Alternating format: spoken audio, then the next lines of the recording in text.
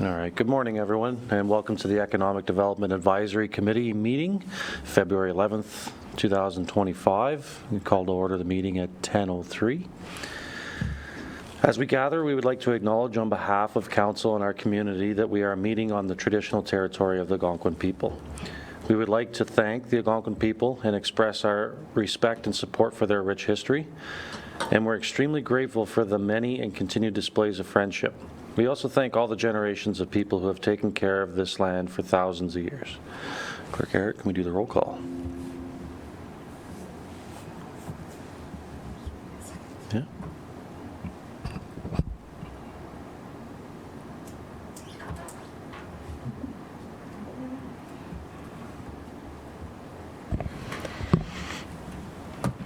Chair, Councillor Sobalski. Present. Sherry Kobus. Present. Councillor McDonald. Present. Councillor McWhorter. Christina Ouellette. John Pohl. Present. Lisa Vincent. Laurie Wickershire. Present.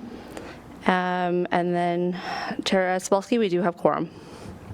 Thank you very much, Clerk. All right, any declaration of interest? Seeing any? Perfect. So, I apologize, which one do you want to go first? All right, we're going to jump to C2 just for timing lines, but we'll do a presentation, enhanced accessibility for building standards, and it'll be presented by our CBO, Tom Webster. Through you, Chair. Thank you. Good morning, everyone. This is Ashley Rothwell, our new building inspector / planning technician is her new title. So she'll be helping me with this presentation moving forward. So this is beyond the code, exceeding Ontario Building Code standards of accessibility. So I'm going to be using some acronyms here. So sorry, OBC, Ontario Building Code. The AODA, the Accessibility for Ontario's Disability Act, and then CIP, which is our Community Improvement Program. So I'll be using them, and I apologize, but that's what I'll be speaking to today. So at a recent training session that we attended, I attended a seminar about barrier-free bathrooms, and it was building better bathrooms. So this has got me interested in how barrier-free is perceived and done by the code, the Ontario Building Code. So the accessibility goes far beyond the building code. So Accessibility Act goes way past the building code. And it only speaks to the standards of, I can only speak to the standards of the OBC. So the accessibility policy for the corporation needs to be established at some point, and I think through Carolyn that's in the process of moving forward.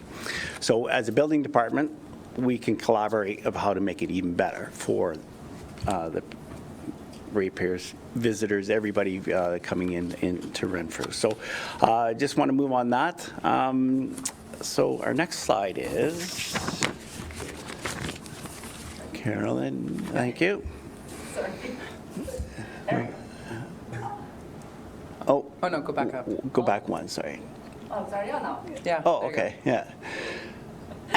So the Ontario Building Code sets the minimum accessibility standards. Now, when I say that, minimum, and that's for everything, how to construct houses, any type of buildings, that's the minimum code. You can always go above, beyond the code, but it only sets the minimum.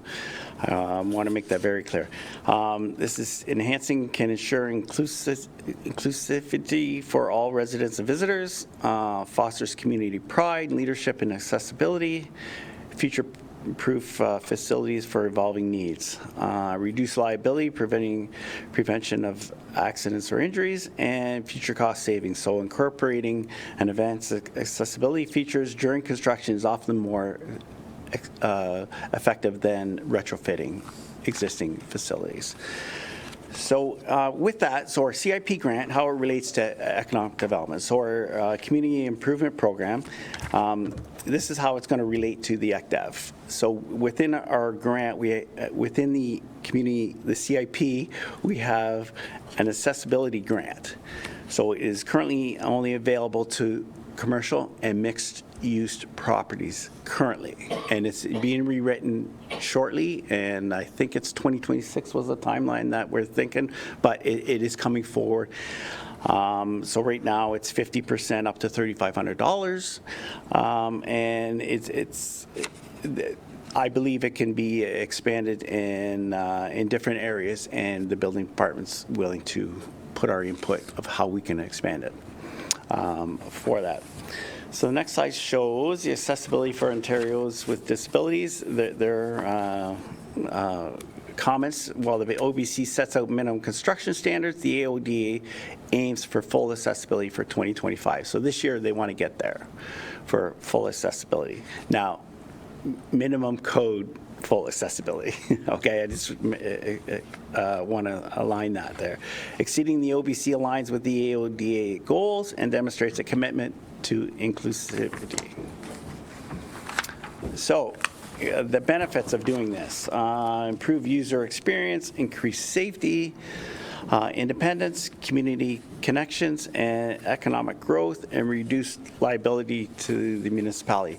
So the lady that did the presentation, she was in an unfortunate accident, and she's become very involved with accessibility requirements, and she's on the Rick Hansen Foundation. I don't know if anybody's heard about it, but it is becoming more and more prominent through talking. I've seen commercials out now, and this is where we should be going, because we're, as she explained, there's a lot of people being missed, and they plan their trips and everything around what is available to people with disabilities. So they're planning trips. Do they have a adult change table, for instance? Very few facilities have it, but it should be part of it, because that's what they look for when they go to hotels or events. They want to know if that's there, so they can clean up whatever they got to do while visiting. So, and usually if it's not available, they don't attend, which obviously brings down economic development. You don't get the visitors and all that. And it could be a family of people showing up, right? So for the one person. So these are the benefits to the municipality that, got me interested in it, and it's very intriguing. Her pictures and slides of all of the barrier-free bathrooms that she's been in, the universal bathrooms. It's incredible how the building code is being met, but it's not being going above for better bathrooms. So in the next few slides, there's going to be, there will be pictures which indicate how we can go above and beyond. So opportunities to exceed the code are universal bathrooms, fold-down grab bar. It's not required by the building code, but is so essential, and she explained the reasons why. You will see them more often in the fold-down bars in like hospitals and in long-term care facilities, where as a municipality, we can add it to our universal bathrooms being built, and patrons out there, because this is what they look for. These are kind of things. Barrier-free door operators, barrier-free ramps, barrier-free showers, touchless technology, so because they can't reach the faucets or dexterity reasons, they can't do things, so touchless technology for water, faucets, doors, and lighting, and then parking spaces, obviously, and then elevators. So these are all pro reasons that we should be looking at above and beyond the code for accessibility, to invite patrons, people, visitors to the town. So I'm going to, just a barrier-free bathroom. I'm just going to, here's an example. So I just picked one category. We picked one category to go through, and here's an examples of how we can go above the code. So visually impaired, not thinking about it. So if everything's white, gray, and then you put a barrier-free the L bracket beside the water closet, then it blends in, whereas people with disabilities cannot see the bar properly, and they may slip and fall. So it was just something that intrigued me. That's so correct. So, you know, the different colors can help with people with disabilities. Hearing impaired, audible and visible strobe fire alarms. So I don't know, the new homes, and anybody seen the new homes, when a fire alarm goes off, they got the strobes now. And that's one of the reasons. So the building code is catching up, but again, stressing that it's minimum requirements.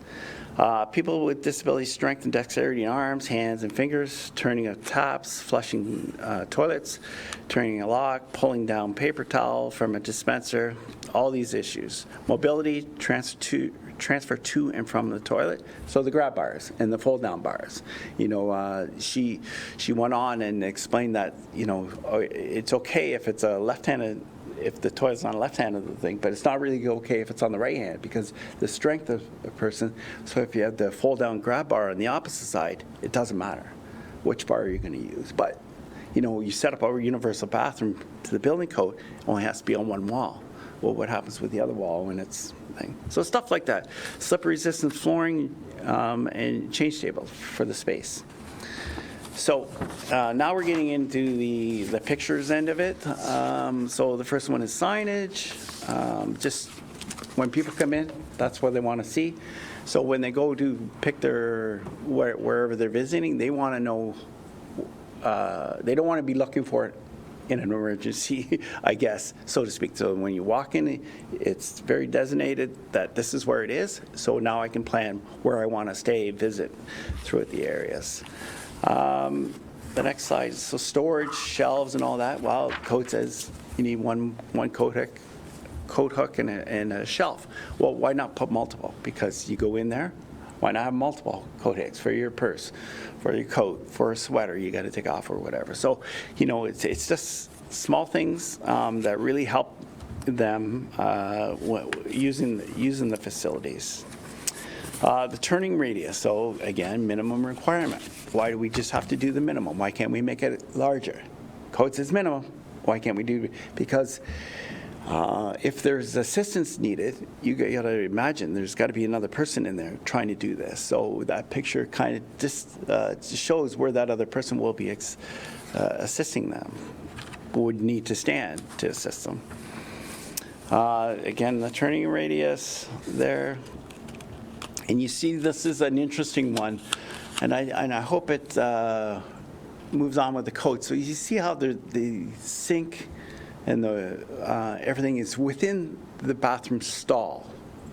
So typically a universal bathroom, it's in the one bathroom, but they have to leave the water closet, the toilet, and then go wash their hands over somewhere else, where they're trying to make it all private. You do your thing and everything in there, and when you leave the door, you're outside, clean, you know. The fixtures, next page. So just different things like dispensers, like toilet paper dispensers. While it's hard for them if they have no dexterity to reach up to grab it within a container, but an open roll is what they're suggesting, that they can pat it down and get their stuff. Urinals, you know, just alignment for visibility reasons, you know, that they can line themselves up to the urinal there, and you can see the bars on each side, but it just kind of helps them align themselves moving up. It's just simple things that, you know, makes it a more user-friendly place. More fixtures there, and the next one is you see the standard grab bar, more hooks. The sanitary disposal is right close to the toilet. You don't want it across. You don't want it across the bathroom, because you got to carry that item that's been used across. Fold-down grab bar, toilet, an outlet. Just you see an AC outlet down at the bottom there. Oh, you're on one more. Sorry. Yep. On the left-hand side, you see a GFI outlet, just in case they need something with assistance that they can plug into, rather than taking them outside the stall into, you know, the common area, I'll call it, of the large bathroom. Yeah, and the emergency call button. This is something that really drives me crazy. So the emergency call button, the code says it's got to be at a certain height. Doesn't say where it's got to be. So she designed a bathroom and brought it to our conference. And what they have now is they have strips. So if you fall on the floor, to reach up and get it, to reach up and get it is quite difficult. So they have strips now horizontal along the base of the floor. So at least you got to go over emergency calls and then alerts somebody to come give assistance. So it's just stuff like that, we can go above and beyond the code. And hopefully the AODA and everybody else makes it mandatory that we get there. The next one, the adult change table. So this is the big one that, we have to provide space. So the building code minimum requirement, you have to provide space for it. It doesn't have to be there. So this is, and it is a costly item to have, but I'm thinking the return would be more people will be looking for it, and if we advertise it, then you know what, I want to go to this facility that promotes that, so it's going to be a better user experience for people to come and not miss out on the economic development issues that could be there. And then the last, building accessible rent-free. So during the planning, design, and construction of accessible spaces and buildings, numerous opportunities arise to enhance independent access for individuals with disabilities while improving accessibility for all users. The town of Renfrew will develop a policy to provide practical guidance and examples of solutions that maximize accessibility in both new construction and the redevelopment of existing spaces, facilities owned, leased, or operated by the town of Renfrew. This is, I think, a very positive thing for us. It's at some point in the future it will be mandatory, but let's get ahead of the curve, and anything foreseen now, let's get ahead of it to attract more people into Renfrew.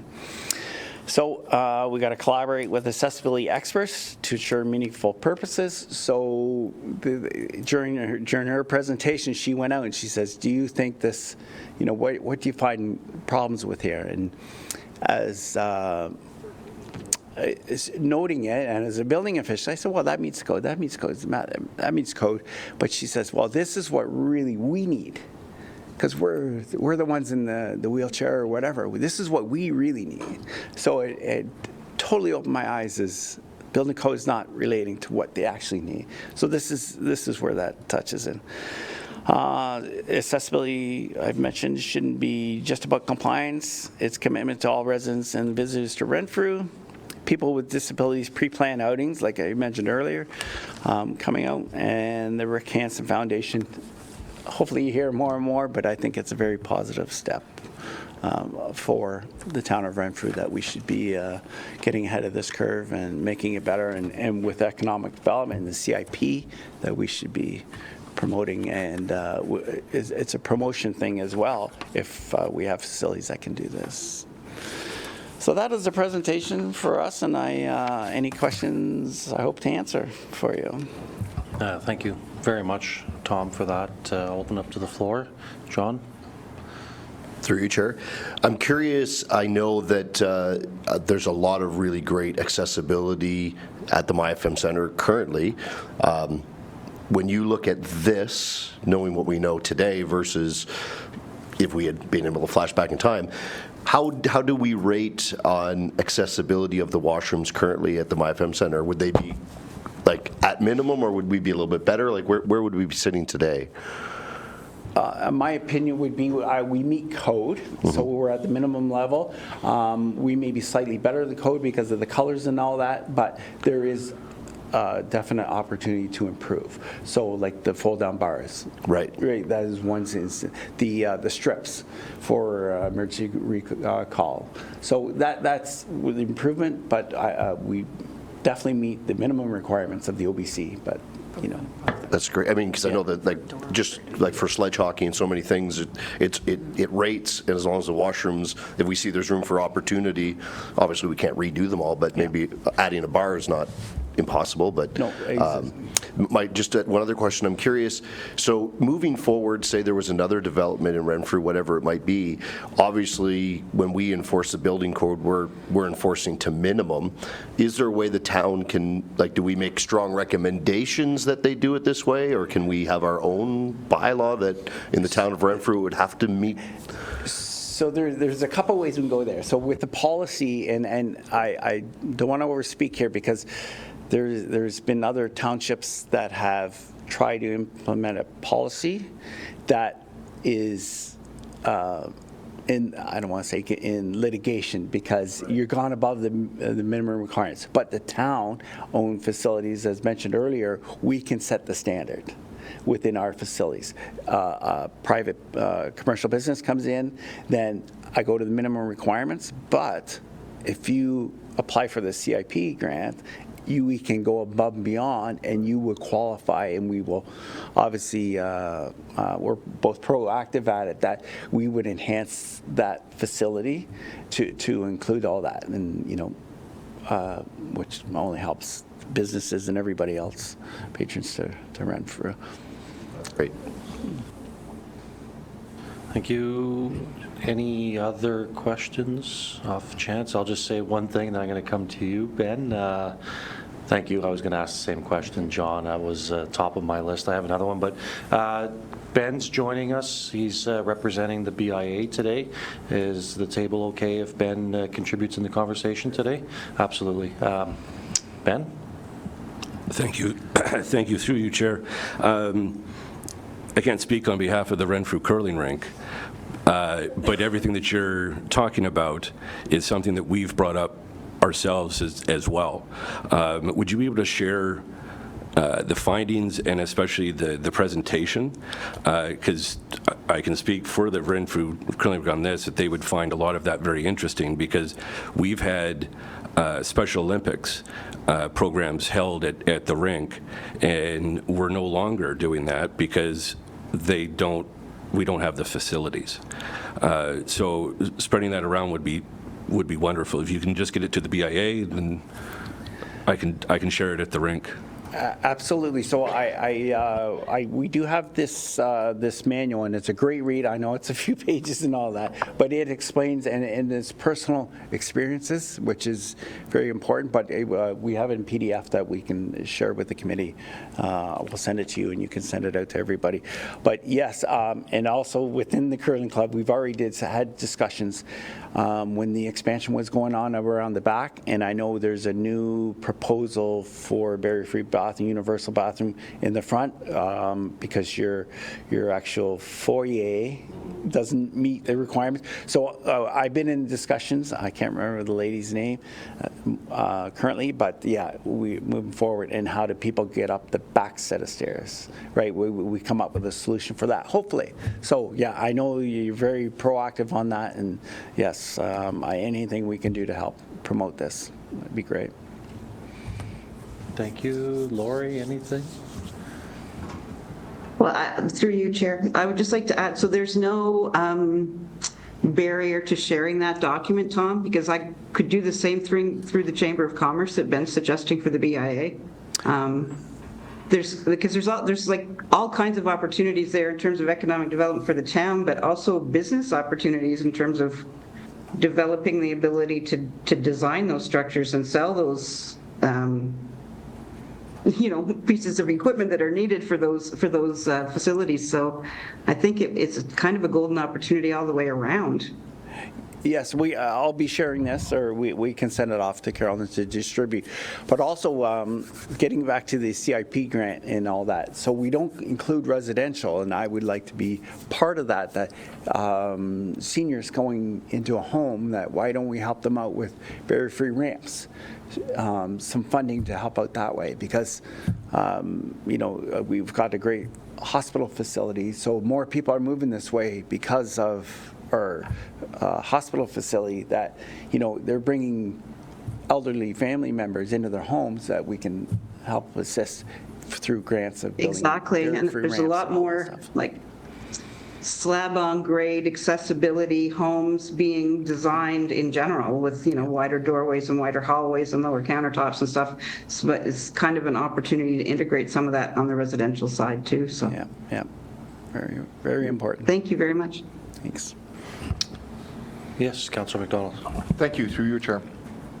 Tom, you mentioned about the Rick Hansen Foundation, and I didn't catch it. You might have said this with regard to grants, but I'm wondering with provincial or federal or any other foundations, are you aware of grants that we can access for this sort of thing?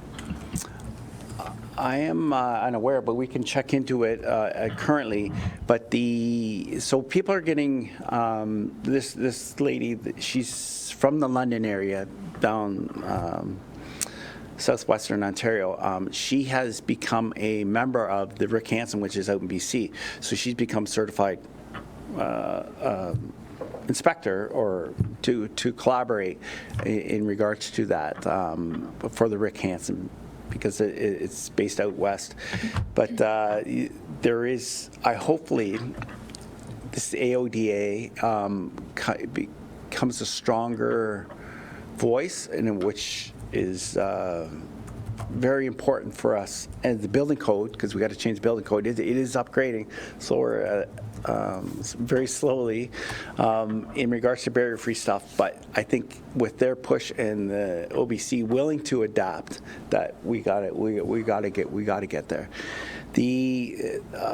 A few years ago, you seen all the just for instance the barrier-free ramps going into banks. So it's not a requirement. It wasn't a requirement for them to do it at the time. But they were proactive, and they said, I don't want to lose the customers to banks because that one's got a barrier-free ramp. So they all did it ahead of schedule. And I would like to see that across Ontario for everything. They did it, they seen the benefits to doing it, and that should be promoted for all businesses moving forward. Follow-up? No, just a comment? Yes. Thank you, Chair, through you. And I agree, if we're going to put the push on to, I think it's coming later on with regard to Mattaway and all that sort of stuff, that was in my mind too, is that let's make sure we do what we can there too, as we try to open up Mattaway and fill it. So, thank you. Yeah, thank you for that. And I'll close out with hopefully a quick question, Tom. You mentioned the CIP a couple times, 50% up to 3,500. I see some value cost adders to these. It's natural with this type of design. When we review the CIP, what's your thoughts on the 3,500 of 50%? So that's theoretically up to a $7,000 renovation or a new build. Where does the value sit at 3,500 towards helping someone at that point? Is it sufficient? That 3,500, that's for everything. So you can go new automatic doors, wheelchair ramps, entryways, in any combination up to including that 3,500 or 50%. So it is quite a value, but these because it's one of those things that it's becoming more and more common, so to speak, because of what's required within the building code. Costs are coming down, so the effectiveness of this, increasing this cost, would really benefit people, the commercial businesses and everything else moving forward. Great. Thank you, Tom. I just, one last thing, I'm gonna link, if you can remind me, there's a great video of a place that was built in Toronto, Arts Gallery or whatever it is, that to watch, and it met the minimum code requirements for barrier-free. But watching the video, you will be astonished what happens out there, and because it's an artsy building and all that, it is. Please watch it, and it is opens your eyes that we're missing a whole lot here, and just common sense stuff. You don't think so? It looks like a great building, but it is, and it's a brand 3-year-old building, I think it is. But we'll send that link over to Carol and also to share with the group. Thank you. Thank you very much. Okay, we're going to move back up the agenda. We're going to get into the presentations, delegations, and petitions. And C1 is a presentation from the county of Renfrew, and it's going to be presented to us by Reeve Emo, sorry. And Reeve, you're welcome to join us at if you're ready. Sorry, Warden. Yes, my mistake. I had a physio appointment this morning before.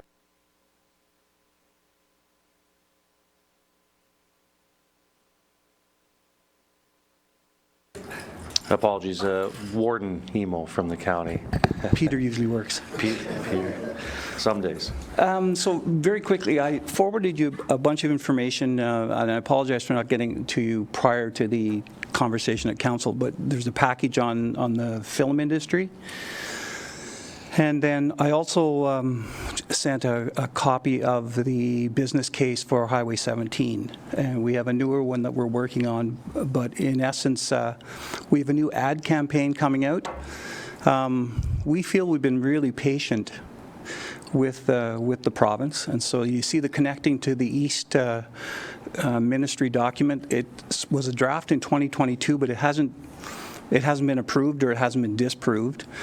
And it mentions Highway 17 in it in the early part, I think it's number 6 or 7. And then it also talks about the importance of connecting rural Ontario and rural strategies. So if you're sending any papers out or any presentations, you may want to refer back to that because the ministry hasn't changed it. They also talk about the importance of using, what are they called? Continuous vehicles? The larger trucks. So what we're saying to the ministry is when you get to Renfrew, those large vehicles that are only allowed on the 400 series, Renfrew can be a depot or a point where they break the loads down into smaller loads. So there's an opportunity there for the town because the loads we're finding would likely go from here across 60 across the park into Huntsville and the Muskokas, and then further up 17 because Highway 11 comes up from Toronto to North Bay. So it would serve in between North Bay and the upper end of Renfrew County. So we're pushing that as a logical conclusion. So I think I mentioned last time I was here that we had gone to the minister. We'd spoken about the need to break the highway from Shield to Bruce into small packages. So it was confirmed and confirmed subsequently in a letter. They're going to go with at least 3 other, possibly 4 other contracts in the next little while. So the first one looks like it's going to be a contract from Shield to just past Miller. They've said they have property issues, but they won't identify where they are. So we're pretty sure they don't have any property issues between Shield and Miller. So they're going to break it down. They've confirmed that the money has been allocated for the project, which we've been worried about. So we're going to keep asking that question. We've asked for the Kingston office to keep us appraised. What's happened is the Kingston office was reorganized just because of people moving on and retirements, so that we don't have as good a connection, so we're working on connecting with the Kingston office. The Kingston office, I think, might have been preoccupied too because they're adding another lane in Kingston on both sides, so that's a fairly significant project. They also took over, the ministry uploaded Highway 174 from Orleans out towards Rockland, and again, that might have preoccupied them. So there's been a number of other projects, so we want to make sure we don't drop off. We have always said that the highway is safe, it's just overused. And so we've stayed away from the highway of death thing and stuff like that, because we think that's not good for the community overall. And so we've impressed on the ministry that we've been a good partner, but that we're running out of patience. So this is the new ad campaign that we're going to be pushing out and starting, I think, tomorrow. You're going to see it in some of the print media, and then we're going to go to our social media. So it just says that it's good for business, it's good for the economy, it's good for our communities, but it has to be safe and sound. And we deserve better. The highway is dangerous in spots simply because the multi-use. This is the only highway I'm aware of that's in the Trans-Canada network where you can be zipping along and suddenly run up behind a tractor and a combine. I've traveled 17 pretty regularly, and in the north as well, and so that's the issue for us. I think it's such a multi-use highway that you can't make a mistake on it, and so any accidents that occur, it seems to be driver error or road condition or weather conditions. It's not the design of the highway. The highway is designed well, and I think they've put everything into it that they can to make it safe with the rumble strips down the middle. We've encouraged that over the years. The rumble strips on the side, the cat's eyes on the corners and stuff like that. So those are the things that we brought to the table over the last 10 years. I think I mentioned last time, we're pushing as well that they take the traffic lights out and put in roundabouts, 2-lane roundabouts at Whitewater Road, because we own most of the property there, so it makes sense to put it there.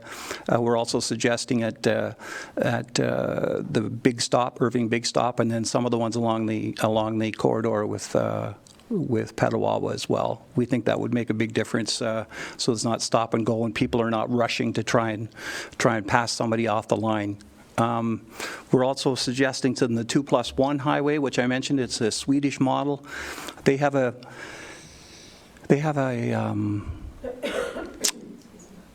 demonstration of that on Highway 11 near North Bay, and we were part of that initial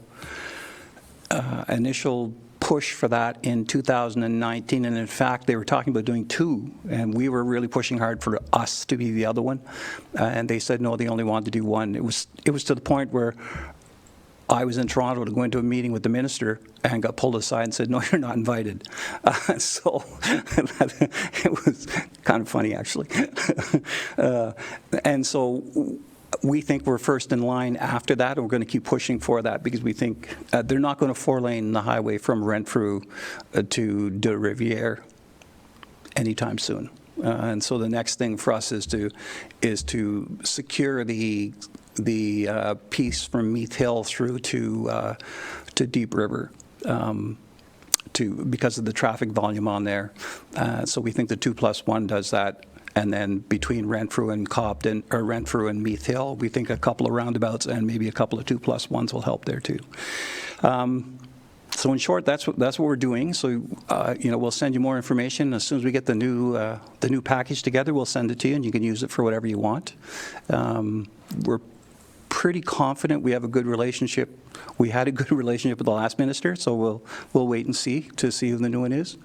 We're already lobbying to who we think it should be, so we'll keep you posted. I can't remember what else I sent you. Was there something else?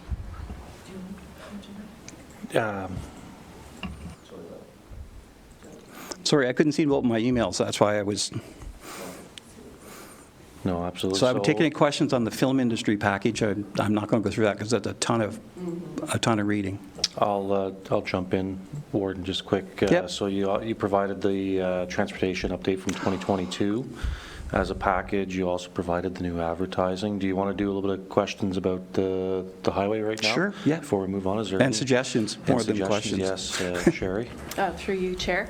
So you talked about from Shield Drive to Miller Road. Is there a date, or do you kind of have a feeling when that would start? There's no date.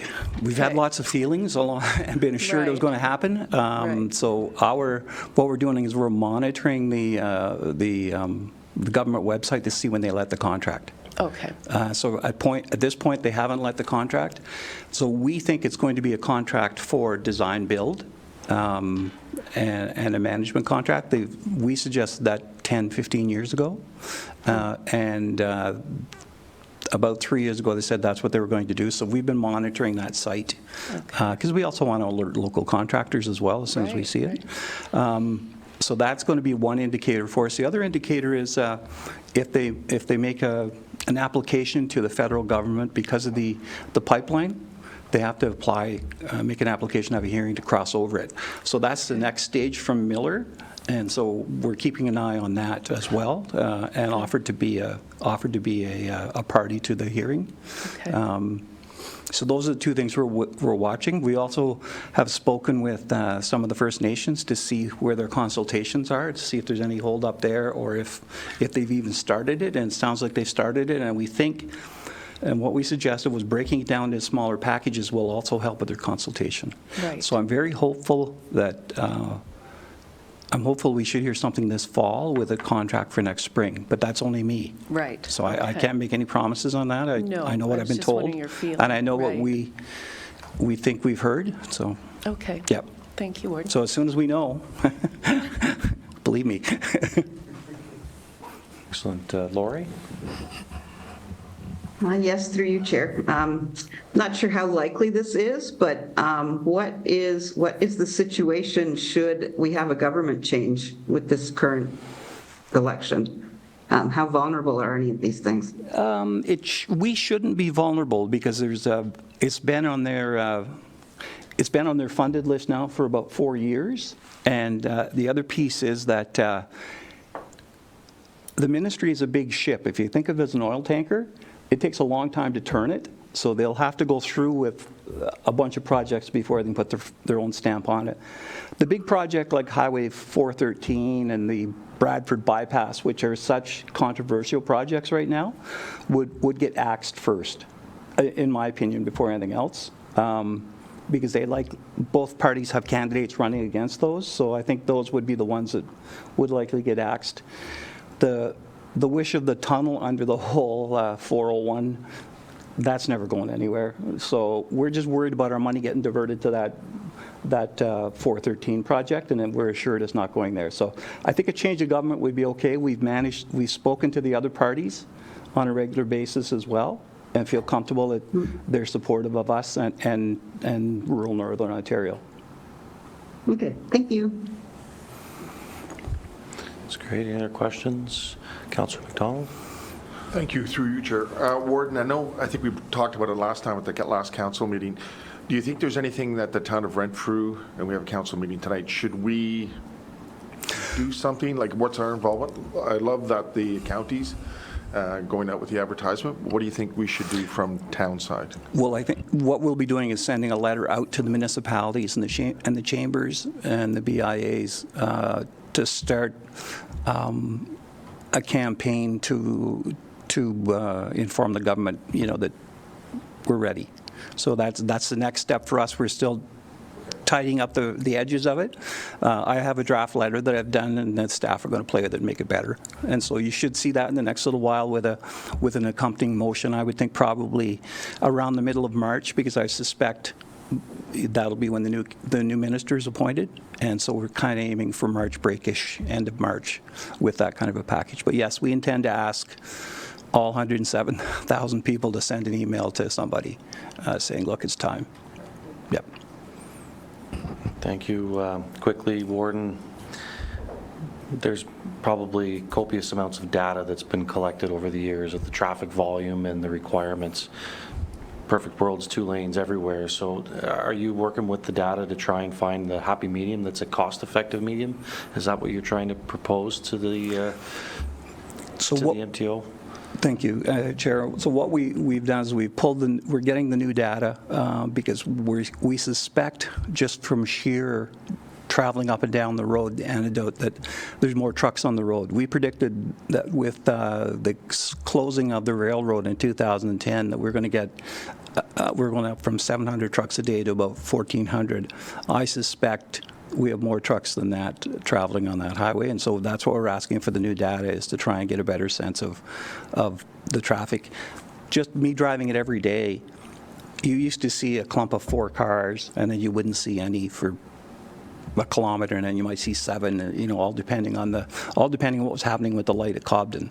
Now you're seeing a pretty steady ribbon of traffic when you're coming up and down the highway, at 8 in the morning and 5 or 6 at night. And so I think the new data should capture that, and then we'll include that in our package as well. Thank you. Thank you. Okay. So the other piece was the Renfrew Area Health Services Village study, and that was triggered by your announcement or comments last time I was here. I heard them as I was going to the door, and I knew I had it somewhere. So when we set up the Renfrew Area Health Services Village, we asked for an understanding of how important the medical community in that area was. And so what we found was that there was, I believe, 1,740 at that time employed directly in that campus. And I'm just roughly going through the numbers in my head. And there was another, we believe, 3,200 people indirectly affected by that employment. So that was in 2015. And probably that study should be updated at some point if somebody wants it, again, just to prove out, because since then, the Health Village Lane clinic has been built, and I believe the old clinic, the 500 one, the original one, has been renovated and added more space and more doctors to that area. So I think there's and the sleep clinic has really taken off and become a business as well. So I really think there's a better set of numbers out there. And I think we found the business itself was worth $78 million in that area, and that was including the payroll for all of the homes and the hospital, and it generated something like another 48 or 50 million in spending. Again, I think that's gone up substantially, and it bears a second look. As well, after that was done, the University of Guelph, I was invited to I'm going to say lecture, that's not true, present probably for about 8 weeks to a rural development class.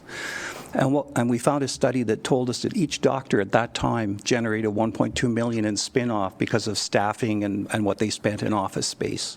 And so that wasn't captured in that as well. So, I think that it would be a really good thing to update that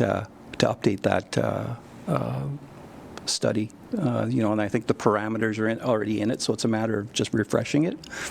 And there's a sample questionnaire at the back of it as well, because when it was set up, and we actually coined it, because we had talked about clustering, and you'll notice there was some talk about the Shouldice Clinic, because at that point we weren't sure what was going to happen with the medical system and whether they're going to privatize chunks of it or not. And so we said, they really should be doing a body, have the Shouldice Clinic do a body and fender shop where they just focus on knees and shoulders, and somebody else focuses on hernias, so you have those small offshoot clinics because there's enough land in there to do it. And then it would also be a conglomerate of staffing, and so they could share HR, they could share benefits, all sorts of stuff like that. So that, I think, again, that's still a good idea. And again, your comments the other day when I was here triggered that, and I started rooting through all the different clouds that I'm involved in until I found this study and sent it to you. So if you have any specific questions, I can answer them. I can try, but it's a pretty significant revenue producer, and it's I think a very essential hub for the community. Thank you. Warden, questions? Yes, Councillor McDonald. Thank you, Chair, through you. Warden, with regard to updating the studies from 2013, is that a county thing, or is that, do you need direction from the town? How does that work? They did it as a favor to me at that time because I was warden. And so if you were to send me a letter, I would try and see if I could tweak it again. Yeah. Sorry, that shouldn't go. This isn't being broadcast, is it? The warden doesn't get any favors, sorry. It was the town of Renfrew they did the favor for. Any other questions? Thank you, Councillor McDonald. I was going to ask the same question. Maybe clerk can clarify. Could we draft a letter from the economic, or will we have to go through council to have a request put forward? Thank you, through you, Chair.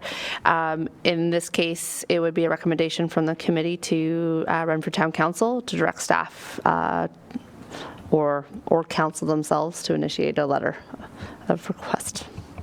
Thank you. All right. Any other questions for Warden? Warden, thank you. I think that's all I'm seeing on your updates. Do you want to speak to the film at all, or are you just going to let that be for information? In fairness, that's an information dump. Okay. And I'll come back at some point if you need me, but I think it's pretty solid. It's 5 and 25, and it generates, I think, a 3-to-1 return on that initial investment. 5 years, $25 million each, similar to what happened in Northern Ontario. And I think I know there's some information in there tells us how much was generated and how much that industry's worth in Northern Ontario now. So it's double the initial. It's worth easily double the initial investment that they made of $125 million, I believe it was 15 years ago, plus the facilities they shared cost in. And I think it may even be included in there at Laurentian and Canadore in North Bay, which is I think it was a $64 million build, but it was pretty impressive. Amazing, amazing. Thank you, Councillor McDonald. Thank you, Chair. Through you, do we want to do a motion for the letter and get that off the table? I'm just throwing that out there. Yeah, absolutely, to recommend the council put something together? Yeah, absolutely. Yes.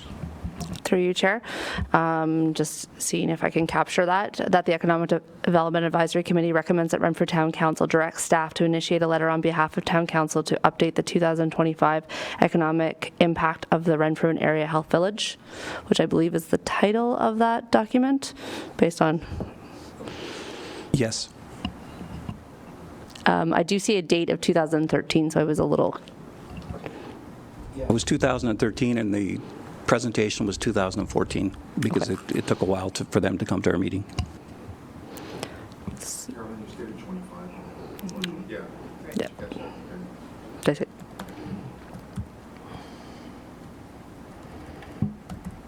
Sorry. 1 sec.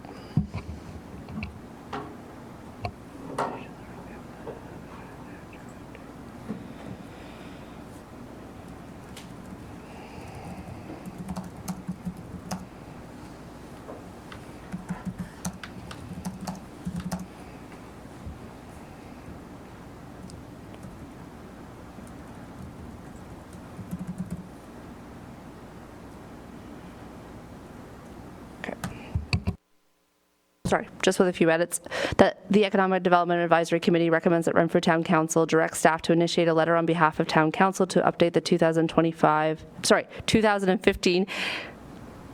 13? Yep. Update, sorry. Town Council to update the County of Renfrew 2013 study on the economic impact of the Renfrew and Area Health Village. Okay.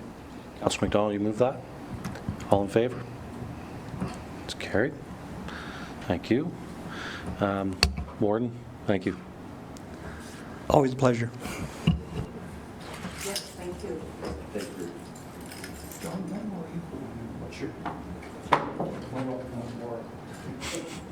All right. We're going to move into D, community updates, D.1, which is the downtown BI update. And today it will be brought to us by Mr. Ben Oakes. Thank you, and through you, Chair. Just a couple of quick updates. The Show Your Love promotion is underway. We've had week 1 and 2 winners announced. As a reminder, this is an opportunity to shop local,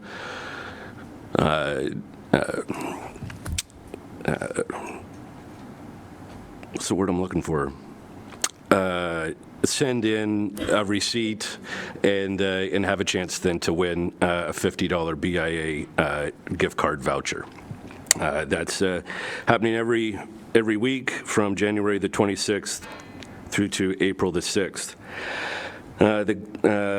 Our garage sale on May the 3rd is being planned currently, along with other items that we're currently planning. I handed out a pamphlet for the Attraction and Awareness Board, and in time with that, also we're getting the Downtown Map Initiative, where there's graphic designers being brought in to try and design, as we've all seen in other locations.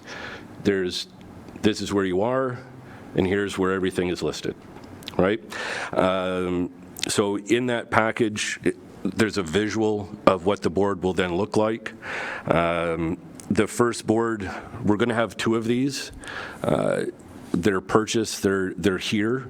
One will be at Low Square, and the second one is we're trying to find that location. Probably it will be out at the MyFM Center. We're going to be selling packages that would allow for downtown businesses and entities. It's not just retail that's important downtown. There's some services, right? But there's also conversation about non-downtown, and this is a community event, right? But if we're going to call ourselves the heart of Renfrew, well, let's make sure we have some attraction to bring people to the downtown.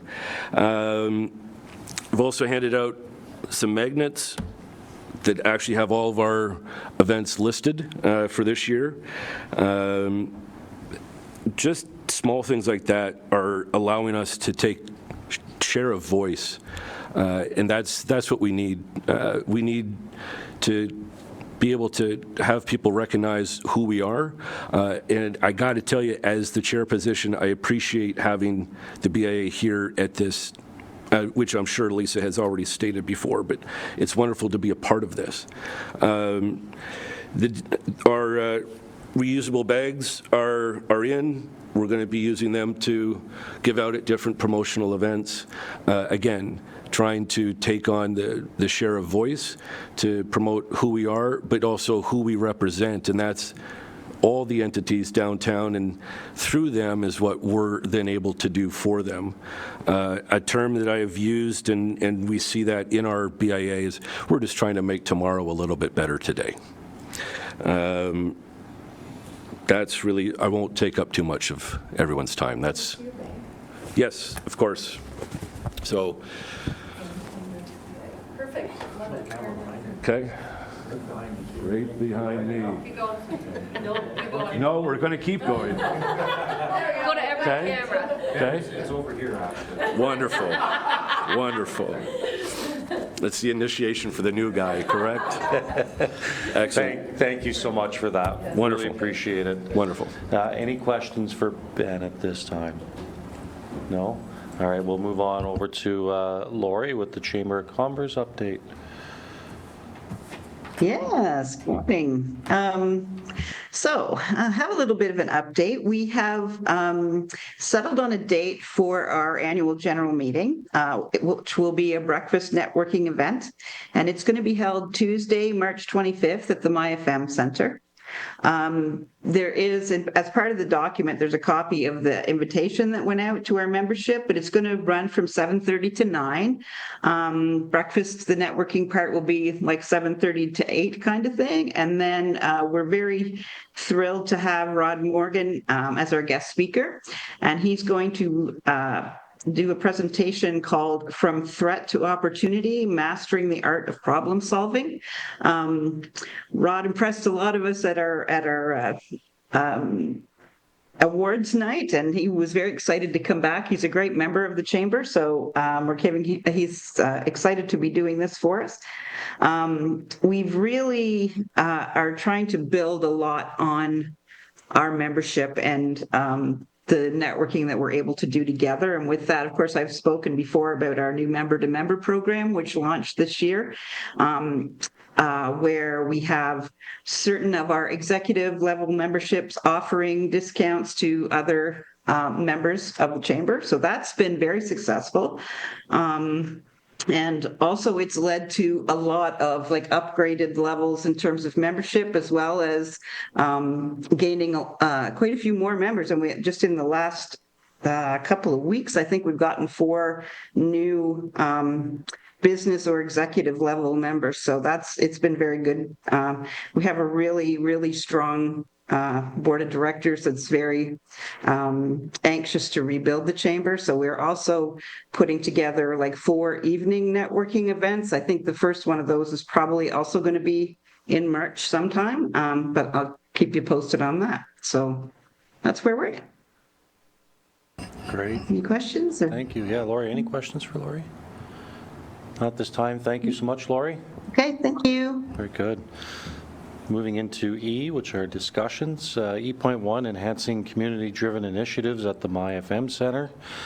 That the Economic Development Advisory Committee explore and identify potential community-driven initiatives to optimize room rentals at the MyFM Center, and further that the Economic Development Advisory Committee provide suggestions on ways to further promote and support existing programs provided by the town.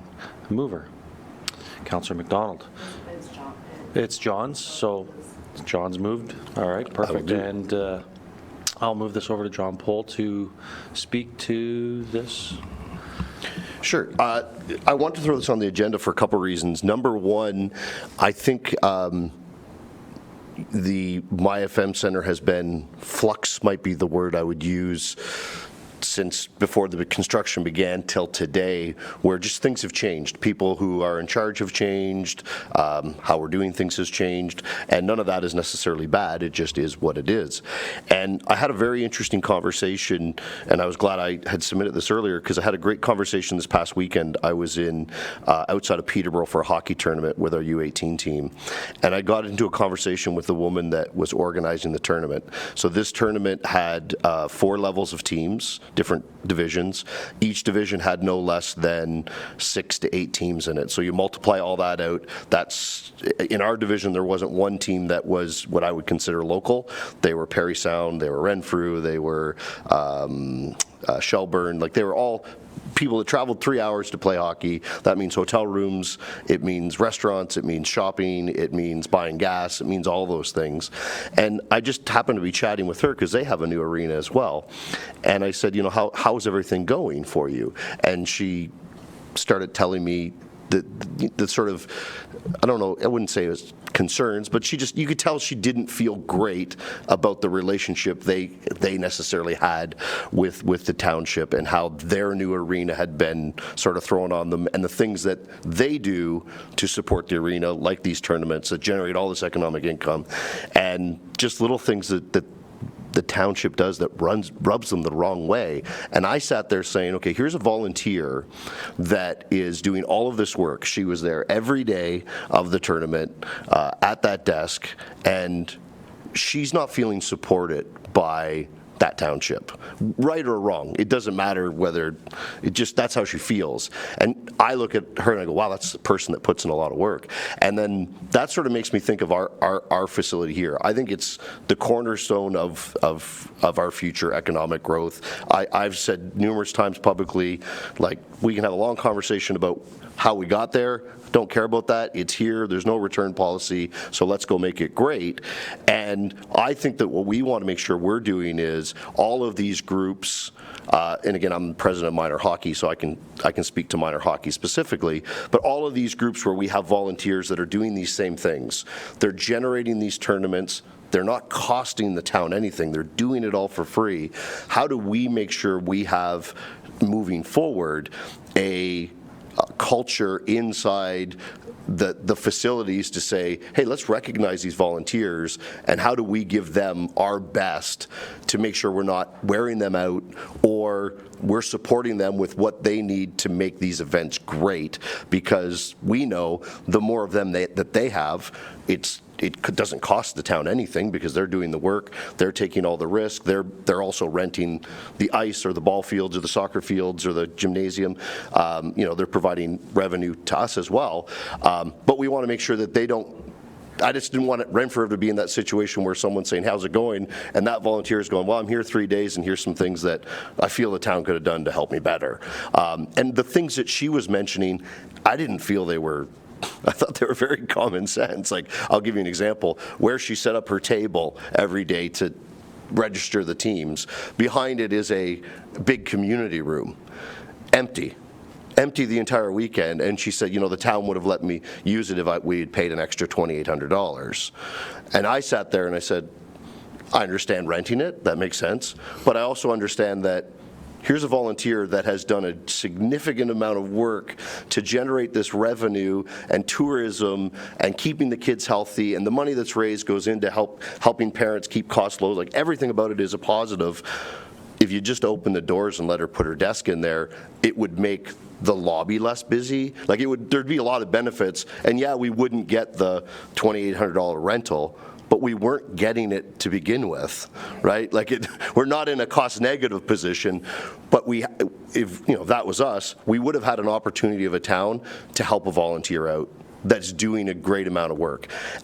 So to me, it's not, and I'm sure that if we were having this conversation in their chambers, they would all go, yeah, that would actually make sense. Why wouldn't we do that? I think it's a culture thing, right? Of how do we make sure that when we have these groups, whether it's minor soccer, whether it's the bridge club, and if we go through the list of people that have used that facility over the years, I think it is worthwhile of someone reaching out to them and just asking them, hey, what can we do better? Minor ball, what can we do better? Because they might have these little idiosyncrasies that they've built up that they go, wow, we really don't like that this happens. And that thing might be something that is very solvable. It doesn't need to be friction. It's actually like, yeah, actually, we can do that. Or they might not know the reason we can't do it is because of this, this, and this. And once they know that, they'll be like, oh, I don't want to be upset about that anymore. Like, you would do it if you could, but you can't. So again, I think when we look at that facility, there is a lot of the activity that is being generated, and I believe will be generated in the future, by volunteer groups. It's going to be minor soccer, minor baseball, minor hockey, gymnastics groups, women with purple hats. We have the bike people that come every year. There's like a long list. The people that rent it for the circus. Again, on MyFM, we do the home show. We have zero complaints about when we rent the facilities. I believe it's great. But again, some of these other people, they might have something on their list. I think it's in our best interest to know what it is, so that at least if we can fix it, we do. Because again, that facility, I tell the same story over and over again. That building, the original building's 30 years old, and it still looks brand new, and that's because of the incredible work of the staff there and subsequent years. And my biggest complaint previous to the MyFM Center was we didn't use it enough, right? One of the reasons it looked so great was because we didn't use it enough. I think what we want to make sure we do is, especially from an economic point of view, is how do we make sure that building is overused? Right? If we ever get into the place where we go, God, we got to replace a whole bunch of stuff because we've been using it so much, that's a good thing, because that will mean we have generated traffic and opportunities and people that have discovered our town.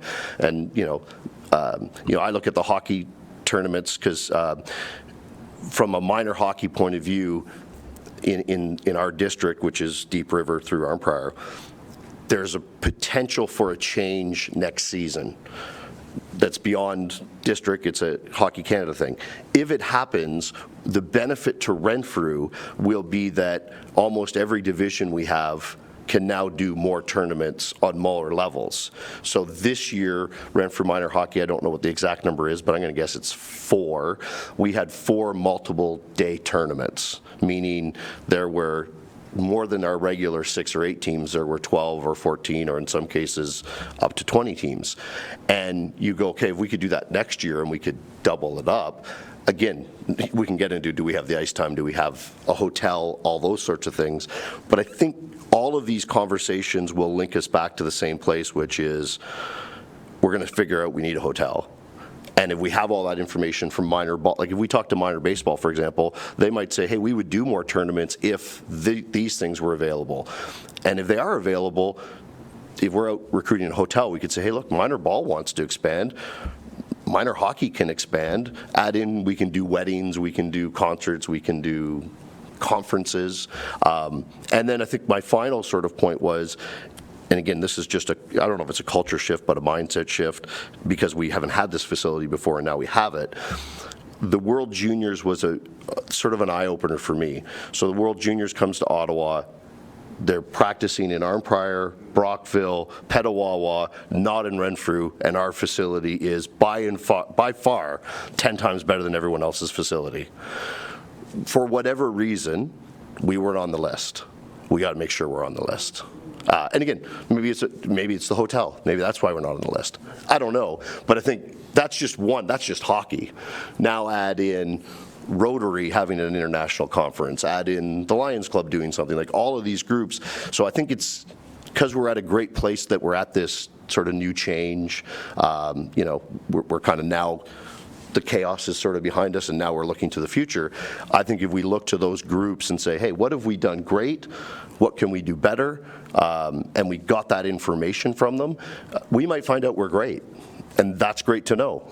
We might find out that we fall down in a few places. That's great to know. We might find out that the challenges they have, we actually have a solution for. We just didn't know they had the problem. And then we can build, because again, I think outside of building a team that we pay for that would generate all these activities. We have these volunteer groups that are doing it. We just want to make sure we're not burning them out on being frustrated with us. We want to make sure that they go, hey, we'll run 4 more tournaments because it's easy for us to do.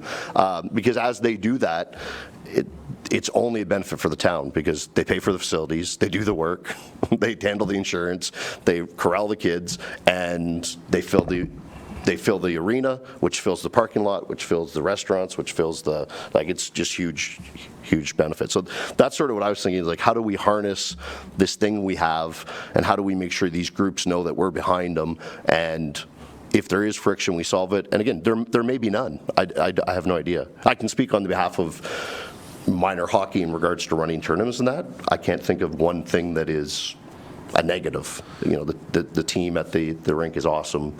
Anything you need, they bring it out. But I don't know, minor baseball might not feel the same, or they might. I don't know. So I'll jump in here, and before we go to questions, John, just because we've had this talk already, Sure. And I just want to ease staff's thoughts, because you already had an idea about how to go about gathering some information to do a presentation. Do you want to speak to what your thoughts were? Sure. So that staff doesn't feel that we're asking them to go out and ask these questions? I think it would be valuable if one of our business people on this board took it on as a sort of project, or maybe, you know, a couple of them, or maybe everybody takes a group and we all call and we just come up with, I don't know, 10 questions, 5 questions.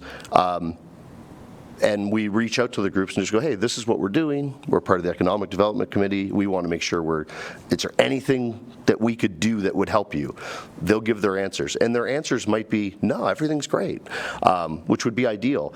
I think just the act of doing that is a huge benefit in itself. When all those groups feel that they matter, when all those groups feel that they're appreciated, when all those groups understand that, hey, you play a role in not only the sport or the activity you're doing, but the economic development of the town, you know, that's a good community vibe we want to have, because they do play an important role. And I think it's important that they get recognized, because they are volunteers, and no different than any group, volunteers are at a premium. So anytime we can reach out and go, hey, you guys are doing a great job, how do we help you? I think that would be very much appreciated. So that was my thought, because again, I don't think we need to create a make-work project for the staff. I think what we just want to know is, hey, here's the information we have. We know you guys can do a great job. Just if there's 5 check marks and we're missing 1, let's go get that last check mark, whatever it might be. Just going to throw it to the board first, the committee first. Yeah, Councillor McDonald? Thank you, and I'm glad you brought this up, John, and I think all of us at council let's move forward, and even Councillor Dick at one time said it's time to fill it and make it start working. So I think we're all on board with that, and I'm just wondering from staff side, we rented it this weekend for a birthday party for my granddaughter and all that, and it's an amazing facility. Rented the gym, rented a room, which is fine if we get the information out there for smaller events like that, but I'm wondering, do we have a large event coordinator or someone like a contact person with regard to bringing in, I know Councillor Dick's involved in baseball, but you're involved in the hockey, to those bigger things. Is there someone that we can direct people towards that? And I don't know who wants to answer it from staff side. So yeah, I am going to pass this off to Director Latondra. She's got some comments, I know, but could you answer that question directly? Yeah. Thanks to you, Chair. So anyone wanting to do bigger events can go through the Supervisor of Operations, which is Sean, or through Donna for booking. So between that kind of team, they can facilitate that sort of thing. Yeah, I agree with everything that Mr. Pohl had to say. Just a little bit of information to let you know. We do meet with groups regularly. So this week, for example, we've already met with the tennis for the upcoming year.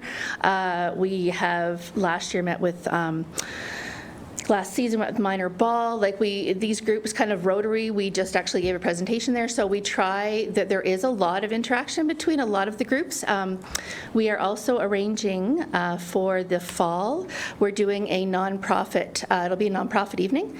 So the idea is going to be all these groups will have a chance at the beginning of the evening to talk to each other, see what each other does, and then we open it up to the public. So it's almost going to be a volunteer drive, as well as like so people can learn where they can volunteer within the community, and for all these groups to be there and sort of let everybody know what they do. And that was actually an idea brought forward to us by Mike Wright from the food bank. So that's a couple of years we've just been trying to work on that. So absolutely, but there is quite a few discussions we've had, so we're welcome to work with the group as well, so you're not kind of reinventing the wheel. We have our lists from some organizations and things we're trying to do. And then the other thing is our grants to community organizations. So, for example, for the meeting rooms, you had mentioned the meeting rooms. We had the fur traders, I believe, put in an application in the last round to get meeting space. So, yeah, they get meeting space. So there's definitely a route that the town has. I think it's more for us, not that we don't want to give to the volunteer groups, because we absolutely do, and recognize that they run a lot of the events and groups in the facilities within the town, but it's also so that we can track, sort of like that. We can say, okay, this is what the town did, and sort of have not necessarily financial tracker, but like an in-kind. So we can give you this meeting space, and It just has to go through an application, and we're willing to do that. So we've been trying to advertise that better. It just went out recently for the first intake this year. So yeah, I mean, we have work to do, definitely. It's, we haven't even had a full year in the facility yet, and so it's been a little crazy. And the weekends are insane. Weekends and nights, I can tell you, are solid. It's well, just ask the team, they'll let you know. But I think I've heard very good feedback as well, as John was saying, about the team at REC. They're very quick to help out, and again, that's what we're there to do as well. So I mean, we're more than willing to take feedback that the group finds and see what we can do with it, or see if there's ways that we are doing it and it's just we haven't got it out there. So yeah, so I think that's, just wanted to put that in. Thank you very much. Any other, John, you want to come back? Yeah, just through you, Chair. All that's excellent, and again, I think that's all on the 100% right track. I'm a big fan of trying to make sure we connect all the dots, because again, what we want to make sure we do is if there are things available that everybody knows those are available, or if there are things we've done that have worked out really great for the home show, everyone knows that, hey, these are some cool things we did at the home show that when the circus comes in, you could do those same cool things, or whatever they might be. I think as long as we just keep building that toolkit, that it's like when someone comes in, we're giving them ideas. It's not like, hey, we're just renting you a facility. It's like, no, we're a partner with you. Let's make this exciting. How can we help? How can we help you? And if we throw some stuff on our Facebook page, or we make sure that they know that they can go on the MyFM events calendar, or whatever it is, we just have like a little process that everybody on the team knows that this is a group that's doing something that's bringing people to Renfrew. How do we help them? And again, within the parameters of, we don't have to give them everything for free. We don't have to, be there 24 hours a day. But how do we just make sure that we're checking in on them, making sure they're happy, so that if anyone ever says, hey, what's it like throwing a tournament here? They all go, oh, it's awesome. We're lucky to have this place. Our staff's the best. And again, I don't think we're far off that, but I think we're just at that point where we've got a new facility. We're looking to grow it and do things we've never done before. So let's find out where we're at, and if we have strengths, let's magnify them. If we have weaknesses, let's solve them. Absolutely. Yep. And yes. Through you, Chair. So what you're saying, I think, John, is they need a contact person, right? So if there is an issue, do they go to the town? to talk about their issue or what could work better? Like what's in place now? I'll let you. For example, Renfrew Prep Basketball brought in many teams from Ontario, and there were a few issues, like you said, this other woman, empty room, and they weren't allowed to use it. They didn't have the funds to do it. So it was pretty difficult that day. So who does their rep talk to about that? So the next time it's better. I see what you're saying, yeah. Yeah, we need a contact person, not just a survey at the end, what can we do better? It needs to be a person. Yeah, and I think that's So just like, wondering what's in place. I will echo that, because as a tenant of the MyFM Center and as, the president of minor hockey, there are times where we're like, we don't actually, like, it used to always be easy because you just talked to, Randy Pender, and it was easy. He just, he solved it because he was there all the time, and, and all of that's changed, which is fine. But like, we're like, who's the new Randy Pender? Or who's the new person that if you had something is the person that is there and goes, yeah, I have the authority to just help you out right now. And I don't know who that. Yeah. They've got, 200. Yeah, and I would say I don't know who that person is. I know they exist, or again, maybe they don't even know that they're that person yet. Can I jump in and please interrupt me if I get off my path, because I'm good at that. But for the day-to-day operations, obviously we already have an office, we have staff. So for anyone that's coming through for an hour booking or a 2-hour booking, we have someone that can be their representative. But if someone were to come in and book the ball fields for 2 to 3 days or the arenas for 2 to 3 days, when that booking comes in and we solidify it, at that point, should we maybe hypothetically give them a liaison? Here's going to be your contact person for this weekend. So at least there is someone who's the lead organizer, lead volunteer, could have that direct contact if need be, and it could change. Kelly. It's just an idea of something that we could work with, or just to everyone's point, like, because if you've got 20 teams coming in and they're fielding questions and something might need to happen quick or more need, as compared to asking someone randomly, if we have someone who's prepared for the big weekend, would be a great liaison, to Sherry's point and John's point. Through you, Chair. Someone who has the authority to unlock a door or to help in this, I'll call it a crisis, like when you're with that many teams and you're trying to organize it and have it run smoothly. It would be wonderful to have that person. Thank you. All right, I'm going to give Kelly a chance here, Alice. So I am going to jump in here a little bit about my team. So generally there's always someone in the office and they can direct. So they have direct contact to the operators that are on, or the main staff that are walking around the building.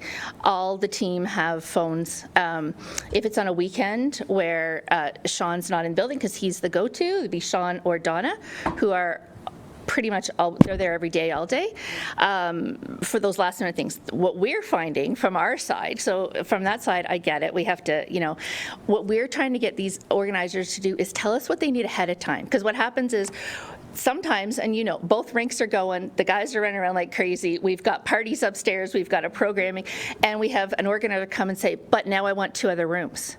And we're like, So we're kind of trying to develop for Donna, especially when people come and start booking. And now we have quite a few people who do this. It's like, okay, I need X, Y, I'm going to need 2 rooms. I'm going to need a room for the tournament room. I'm going to need, and then we can set it up ahead of time. Crisis, there's always staff in the building.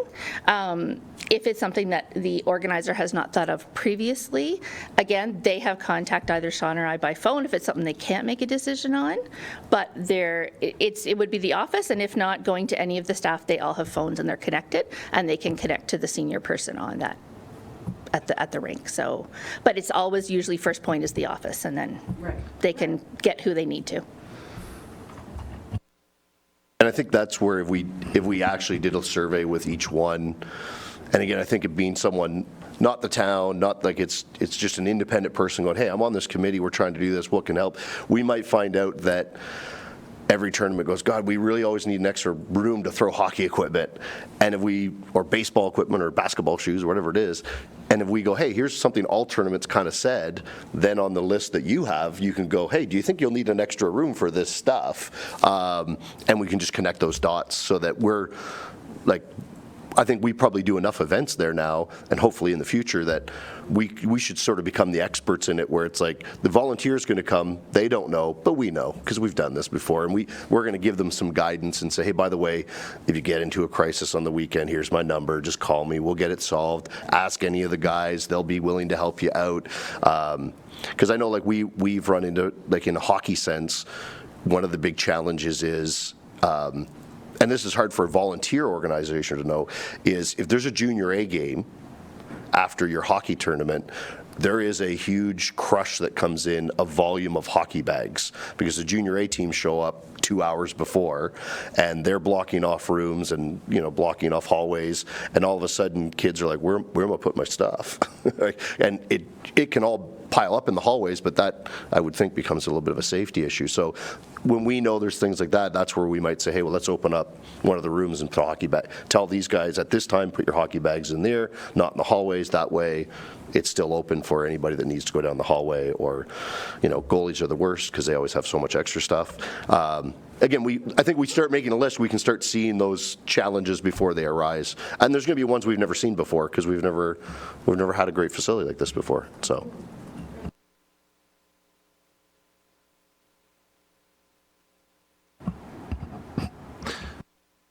Hang on 1 second, guys.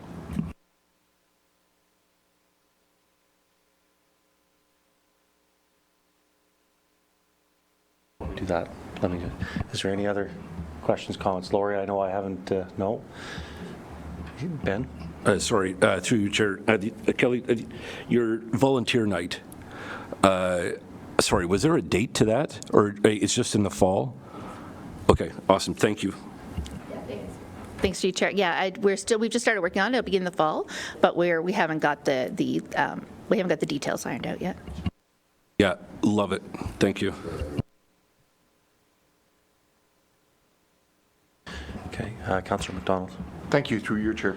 And I'm just directed towards you, Kelly. What's the status of occupancy in terms of all the rooms? Like, are we at 50%? Like, generally overall, not at the peak periods of time, but are you satisfied at this point in time in terms of what you're seeing? Probably understanding that there's room for growth, but what's your opinion on all on the occupancy and the use of the facility? So yeah, I mean, peak times, what we've heard, like when we go to our rec meetings and stuff, is it's sort of normal that daytime rooms are not as much. Weekends and evenings are full. It's good. I think it's. I'd like to see the numbers. Like, a lot of the numbers have tripled, obviously, that, you know, since before the new building. We've just started looking at that for budget for this year. But yeah, it's definitely well used. And the nice thing is we hear a lot of really positive comments, which is great.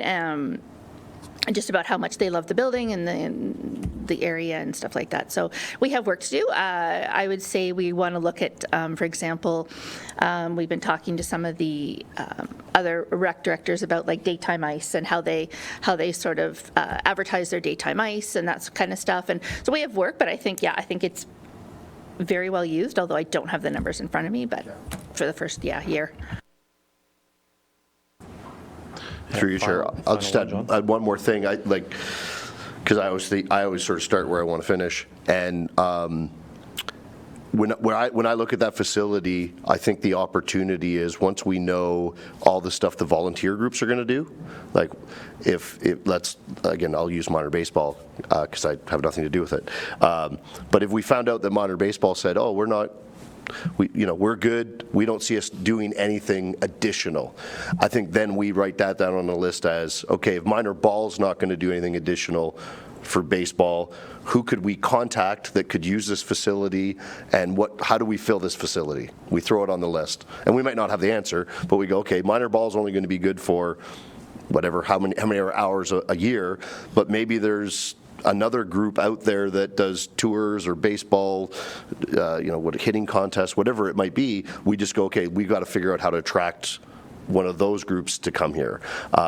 Same with, I keep using pickleball as the example, but I just go, why wouldn't we have the biggest pickleball tournament in Renfrew County? I don't know who organizes that, but I know everyone I talk to talks about pickleball, and I know we have this awesome facility. I don't know who creates this tournament, but if there's not a volunteer group that's going to do it, or again, maybe there's a volunteer group that goes, hey, we're looking for a way to raise funds, and then we go, hey, we think you should do a pickleball tournament. You could charge $20 a couple, the rent is going to be X, that means you could make Y, and there might be a group that would never do it, but they go, actually, that'd be a lot more fun than doing a dance or a bake sale, and maybe 3 or 4 of them play pickleball, and all of a sudden we create something now that becomes something that we have every year, and it doesn't require any staff to do it. It just connecting those dots, especially if you're having the volunteer night coming up. If we could say, hey, here's some ideas of things we think would be great to use the MyFM Center for, pickleball tournament, ladies basketball tournament.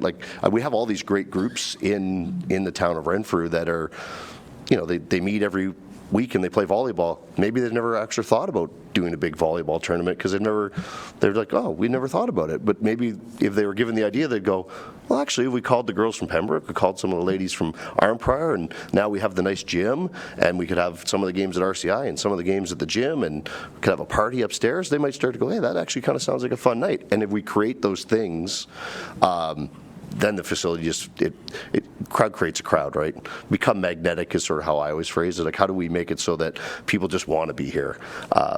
And again, the facility already is doing 50% of the work. The staff is amazing there. They're doing another 40%. I think the last 10% is just awareness and making sure there's always somebody there going, hey, what could I throw? What event could I have here? Because we can host almost any event. We just got to make sure we're on people's lists when they think about it. So. Amazing. Great conversation, everyone, and thank you for all the input. Karen, you got something to read out for us for a motion? Well, just through you, Chair, just kind of sitting back and listening to the discussion, I believe what John had been indicating was that, he wanted to go ahead with kind of a questionnaire or a survey or something that could be sent out to the group. So if that direction is going to be given, then you would, as a committee, you would want to motion something to kind of give that authority. So correct me if I'm wrong, this is kind of what I thought we were going in that direction, so that the Economic Development Advisory Committee direct member, John Pohl, to develop a questionnaire that could be utilized to communicate with community and volunteer groups in order to gather feedback and identify additional support that may be required, and further that the questionnaire be brought back to the committee for further discussion. So if that is your intent, then I would say, considering your name is mentioned in it, I would say another member might want to move it and vote on it. Yeah, Sherry Coase will move it. As I say, Lori's also waving her hand. Yeah. The only thing I wanted to mention was I heard early on, I think it was through you, Chair, a mention of it being like the business members on this team that might want to reach out and do that. I have absolutely no problem doing that at all. And I think that's probably a good idea to have it come from that kind of membership of this committee. So I don't know if that's addressed anywhere in that motion. I know John's called out pretty hard on it, but I do, in terms of the rest of us, I think it's a great idea. Thank you, Lori. And to answer your question, from this motion, we're going to give John the opportunity to take some time and compile some information and questions. It'll come back to us to have a conversation, and we'll try and delegate efforts from there, if that's perfect. Yeah. Any other questions on this before we go to a vote? Yes, Councillor McDonald. No, just a comment. Thank you, Chair, to you. Are we able to make it easier for people to access it? Are we able to post maybe that link or that survey online to the town website, as opposed to just sending it out? I'll leave it for you. It would be something we can discuss once it comes back and we have an idea what we're looking and asking, and also getting staff's input too on what we're trying to achieve. Make sure we're not overlapping too much or stepping on toes, right? So, yeah, so to the next meeting for that. All in favor for the motion as read? All right, carried. Thank you very much. And I'll reread it. just going to close the loop on how we got into this, that the Economic Development Advisory Committee explore and identify potential community-driven initiatives to optimize room rentals at the MyFM Centre, and further that the Economic Development Advisory Committee provide suggestions on ways to further promote and support existing programming provided by the town. All in favor? It's carried. Thank you very much.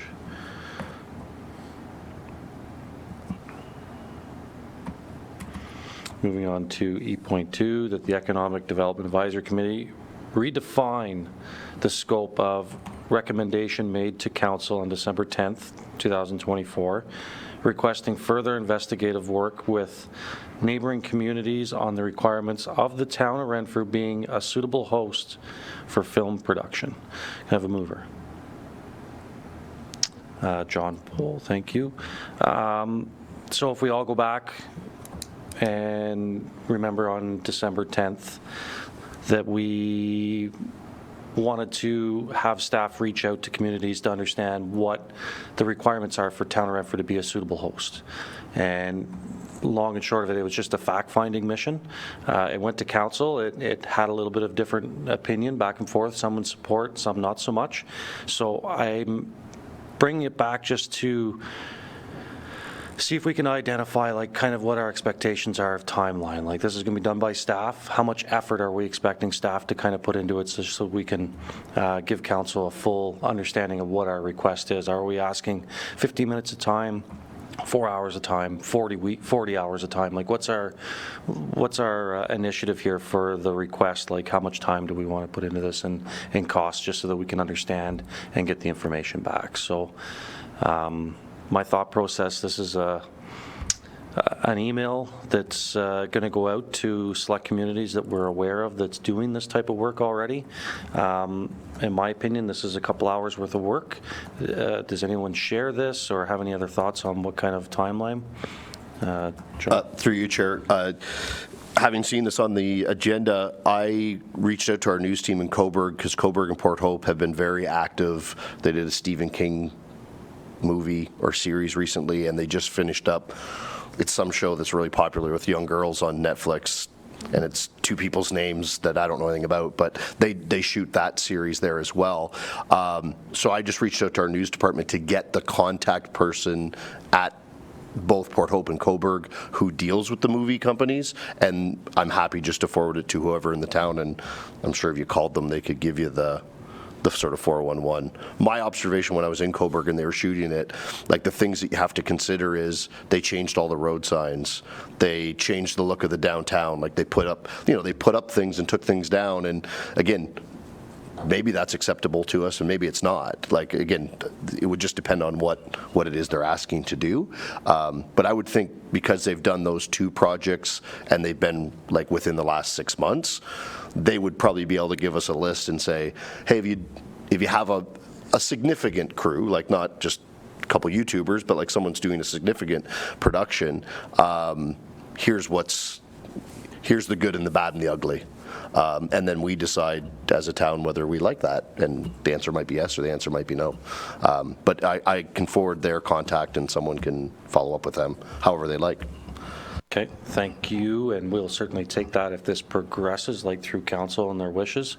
I guess should we put some expectations on like upwards of 4 hours or 8 hours a time to this, or at the most? Yeah, Councillor McDonald.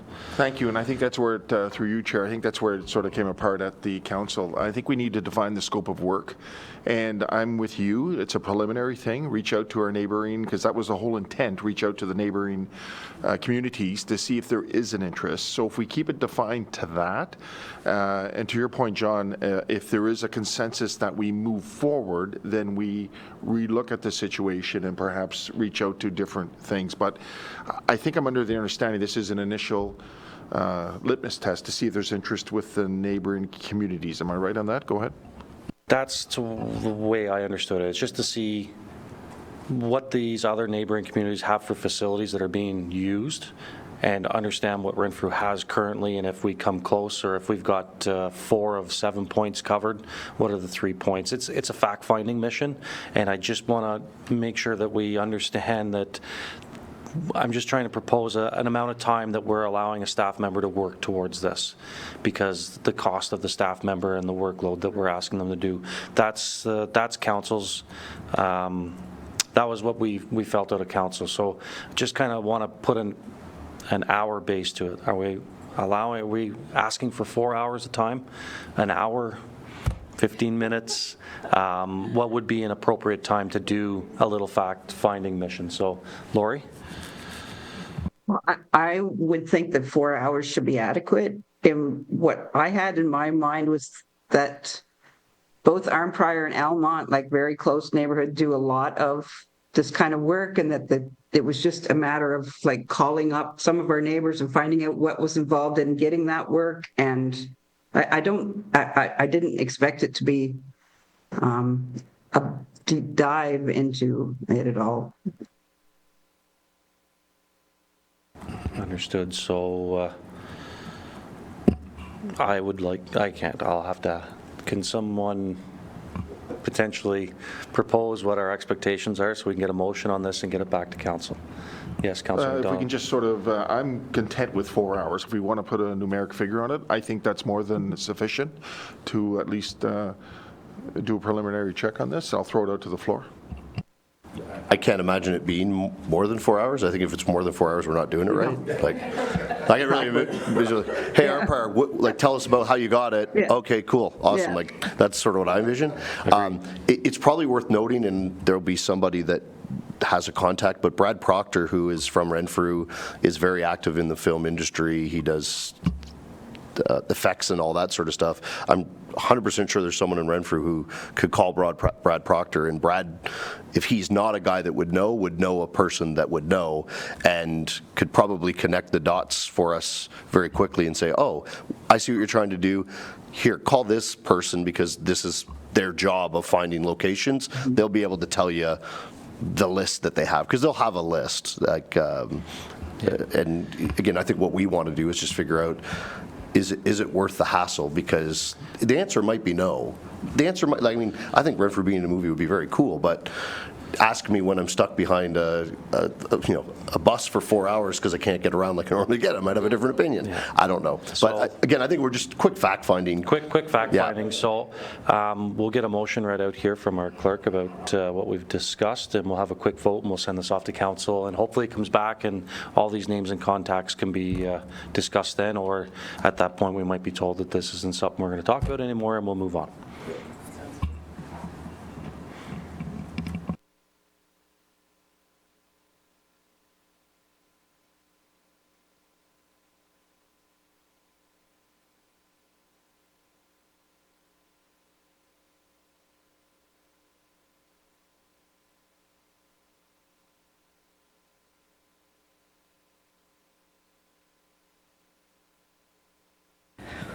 Okay, through you, Chair, just kind of slightly breaking this into almost kind of two different things, is that the Economic Development Advisory Committee recommends that Renfrew Town Council direct staff to circulate an email to neighboring communities to gather information on what resources may be required in order to host film production in the area, and that a maximum of 4 hours be utilized by staff to determine if pursuing film production is feasible, or may be feasible, sorry. Any comments on the motion, how it's read? So Carolyn, you said email. Can you say call an email? Or communications. Yeah. Yeah. Because it could be a phone communications. call, not an email, you know. I find you get further if you pick up the phone and call somebody. You can have a good conversation.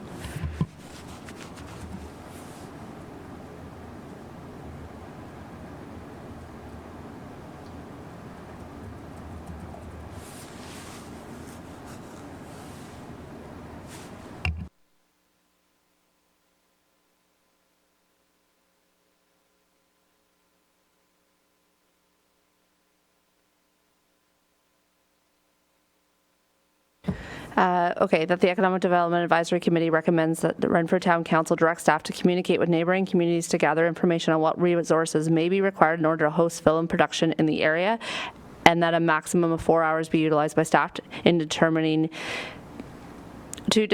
if pursuing film production may be feasible. Any other comments? Lori? Okay. Sorry, I think that's great. Yeah. All in favor for the motion that's on the table? It's carried. Thank you.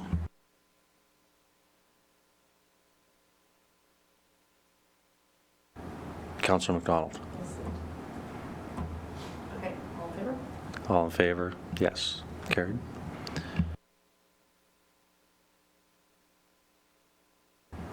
All right, I'll read it again just to close out the discussion that the Economic Development Advisory Committee redefine the scope of recommendation made to Council on December 10th, 2024, requesting further investigative work with neighboring communities on the requirements of the town of Renfrew being a suitable host for film production.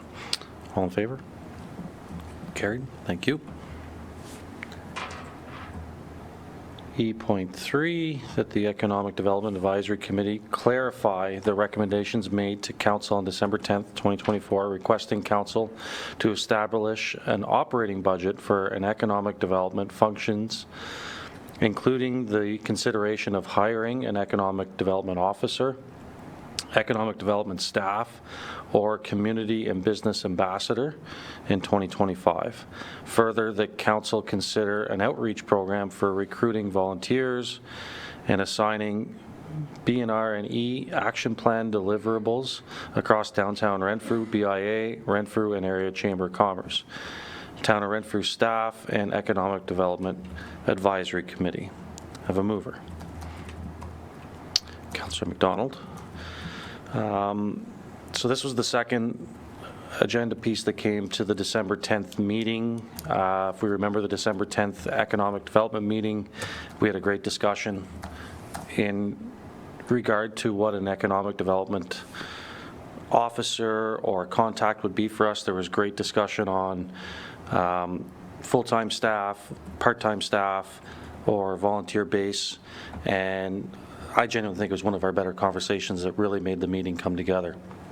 That night, which I wasn't aware of, but we ended up bringing Jacob Collins in through, ooh, understood, through the advice of our acting CEO at the time, Kelly Chandras, and we've welcomed Jacob in, and we're very excited to have him here as our economic development advisor at a part-time role. He's got a couple of roles. If I don't recall them all, Jacob, I'm sorry, but I believe it has something to do with real estate as well. So when it came to council that night, as compared to going through everything, I basically had suggested that this come back to us, this motion not necessarily move through, and we generate a new discussion. And it's going to be, in my opinion, towards how we work with Jacob, how we utilize Jacob, what Jacob's going to do for us as far as presentations go, and how we can utilize him to our best advantages. This is where I'm going to run out of words real quickly.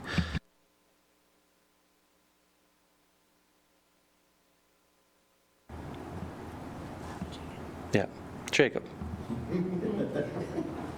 Are you willing to give us a little overview of what you want to do for us, and what are you going to be doing for us?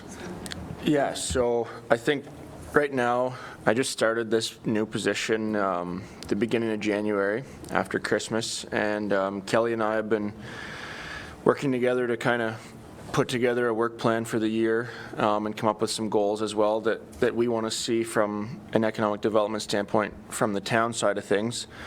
And I think I've been at 2 meetings here now, and we've had some really good conversations, and there's a lot of things that we need to get started on. But a couple things from the town side that we're doing right now, we're working on a request for standing offer for real estate services. So Eric and I have been working on that, and what we plan to do is involve both local realtors for smaller properties and larger real estate firms for bigger properties that require an extensive reach and larger developers. So we're really going to put a push on selling some of the town-owned lands this year to try and get some growth to the town. Another thing that we're going to work on right away is there's another town website called Roots in Renfrew, and we want to work on getting that kind of synced up with the town's website to really put a focus on development and economic development and opportunities for land and businesses and other things to draw in residents as well. So that's another thing we're working on. And then I guess the other half of my job is daily management of all town-owned facilities and ensuring that tenants and staff have safe places to work and that all facilities are functioning as they should be. So it's kind of a bit of an overview of what I do and some of the goals we have already. So. Amazing, thank you. Jacob, I'm going to just jump in and say, and it was requested, and I believe we'd all like to hear, I believe a motion might have to be put forward, but to have Jacob do a meeting update on what he's up to, what he's working on, what his forecasts are, like every meeting, just so that we have an understanding, and gives us an opportunity to question or poke and prod maybe to see what we can get him up to as well. And I will be adding another motion to the table for discussion on what we can get Jacob doing here today. So any questions for Jacob right now before we, or anyone have, anyone want to talk about it? John. Thank you. No questions directed, through you, Chair, no questions directed towards Jacob. And I'm wondering, I like where you're going with this, like to have an update every time we come in here from Jacob. But the issue is that we're at a part-time economic development officer, and some of the people I've spoken to feel it's important to have someone that's designated full-time. And our history over the last, since we've been here, is basically, I think we've had 2 full-time economic development officers, and then we went to no economic development officer. Now we're at a part-time. So, and where I'm going with this is, do we also have maybe another motion to the feasibility or what's required, or if we do take that direction of going to making it a full-time one? So I'm just wondering, how do we capture that from town side, from staff? Like, do we ask them to bring forth the information that we need to approve or to encourage or to recommend a full-time? Do you understand where I'm going with that, Chair? I do, and if you allow me to speak my 2 cents so we can have the discussion about it. Thank you, Ben. Maybe we could just put the request in to have a little bit of for Jacob to potentially monitor what his uptake is for economic development and the requests from town and outside town and how much work he's putting towards it over the course of a year. Give us a scope of what he is putting into it, because we might find that it leans a little bit heavier into a full-time position than part-time as compared to going straight to full-time. Could that be something we could discuss to understand how much need is needed before we go full-time? Yeah, no, I like that direction, and if we're going to have him coming monthly to update us, I think that's a smart move forward. Thank you. Thank you, Councilman. Is that okay? Is that satisfactory to your request? Because yes. I don't want to just push you off. I understand what you're getting to, and I want to listen to everyone else, but I just want to make sure that you're content with that. Yes, I agree with you, and especially as he mentioned, he just started this up, so let's get him in there and get his comfort level, and then we can get the feedback from him as to what he thinks. I agree. Thank you. Thank you. Any other comments towards this? John? Through you, Chair. Just 2 points. One, I think that how I operate inside our business is we always look for great people who do great things, and I would say this is a great opportunity to define what a great economic development officer is. I don't know if I think historically over my life in Renfrew that I'm sure there's people who've done great things, but I can't think of one off the top of my head. And we operate in a lot of markets, and we deal with a lot of different economic development folks, and there are good ones and there are ones that I think are kind of just going through the motions. I think I'm a very competitive guy. I always want to have the best people doing the best things. So I think the challenge would be like, how do we create a role that we have defined wins and we have defined things that we go, hey, we're creating efficiencies here, and when people touch base with the town of Renfrew, they get great follow-up, and if we get 10 people that ask us for space, 9 of them end up coming. Like, I think that's the data that really, I think, defines the success of a person in that sort of role, because there are some people I've seen in my lifetime dealing with multiple towns where that role can become a paper pusher, like I show up at a few things, I give the same PowerPoint at every place, and there's no economic impact to it. So like that would be the number one driver that I think would be important, and I think what you're suggesting is a very good opportunity because it eases Jacob into it. It also gives everybody time to put parameters around it of what is possible, because there are some things that aren't possible, like to say, hey, Jacob, can you go get Tesla to build a factory here? Great, you're on it. Oh, you didn't succeed. Oh, that's terrible. That's not realistic. But there are lots of things that are very realistic.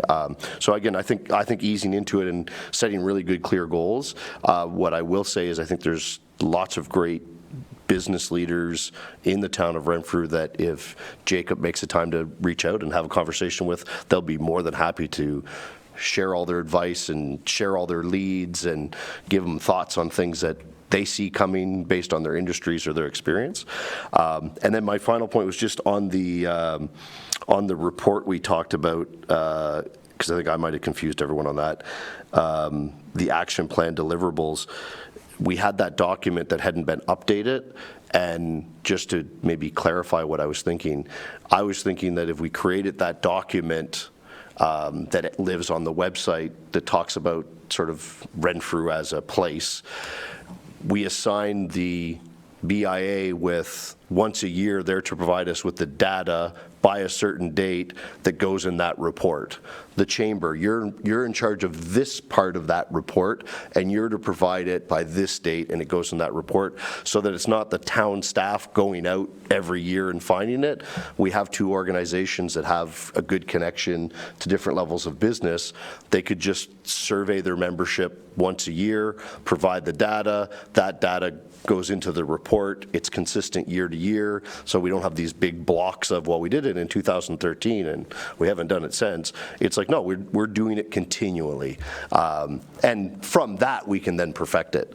And again, I think it would be good for the chamber to be surveying their members and asking interesting questions. It would be good for the BIA. Like, it's a plus for everybody. And then what makes it great is the data actually ends up all in one place with everybody's data together, and now we have a document that when someone calls and says, hey, what do I need to know about Renfrew? We go, here it is, and you'll see it's updated every year. That's sort of what I was thinking. It becomes systemized and automated to a degree. It's amazing. Maybe, yeah. Director Lotogras.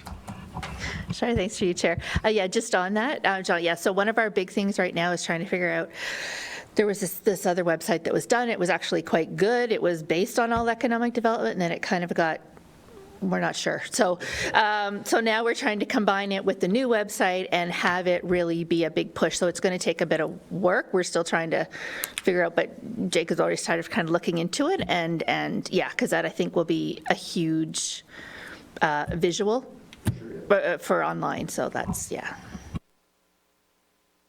That's great. Thank you. Any other? So here's something I'd like to propose for Jacob. It's more work, but it's going to fall in suit with what we talked about today, and it's the MyFM Center, and we're almost to the point where we can say it's complete. And I believe the next step in development there and economic is getting something out for the rest of the world to see, promoting what the facility is. So I would like to put a motion forward to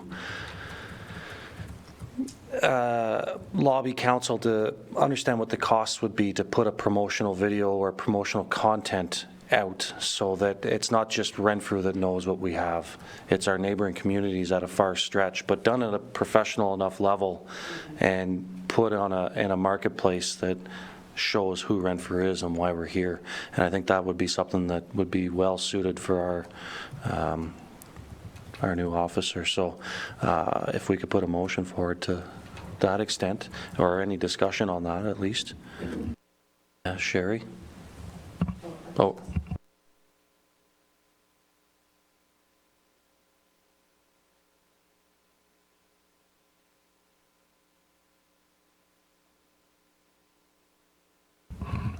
Sorry, through you, Chair. I'm just trying to make sure I capture everything. So I've got the first part, and then you might just need to help me on the your last part of your sentence, but that the Economic Development Advisory Committee recommends that Renfrew Town Council Renfrew Town Council allocate funds and resources towards creating a promotional video to Promote the new MyFM Center.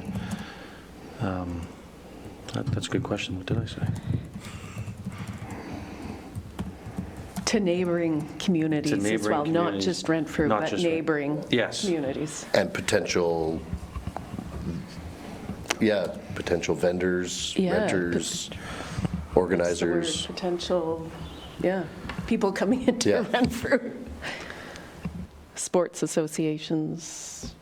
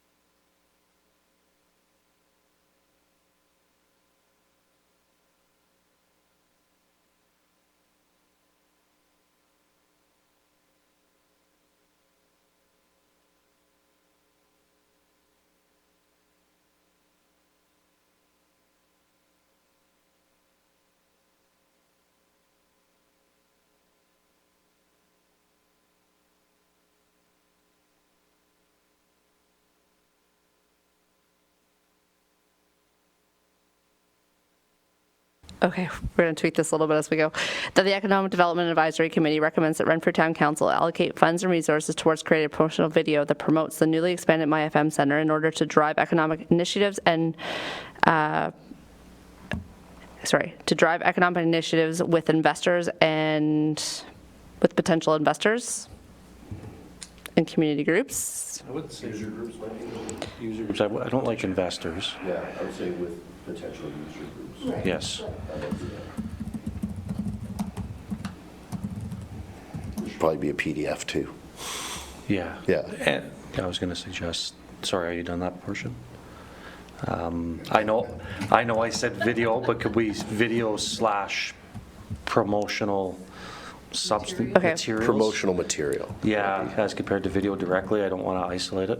That the Economic Advisory Committee recommends that Renfrew Town Council allocate funds and resources towards creating promotional material that promotes the newly expanded MyFM Center in order to drive economic initiatives with potential user groups. I like that. Do I have?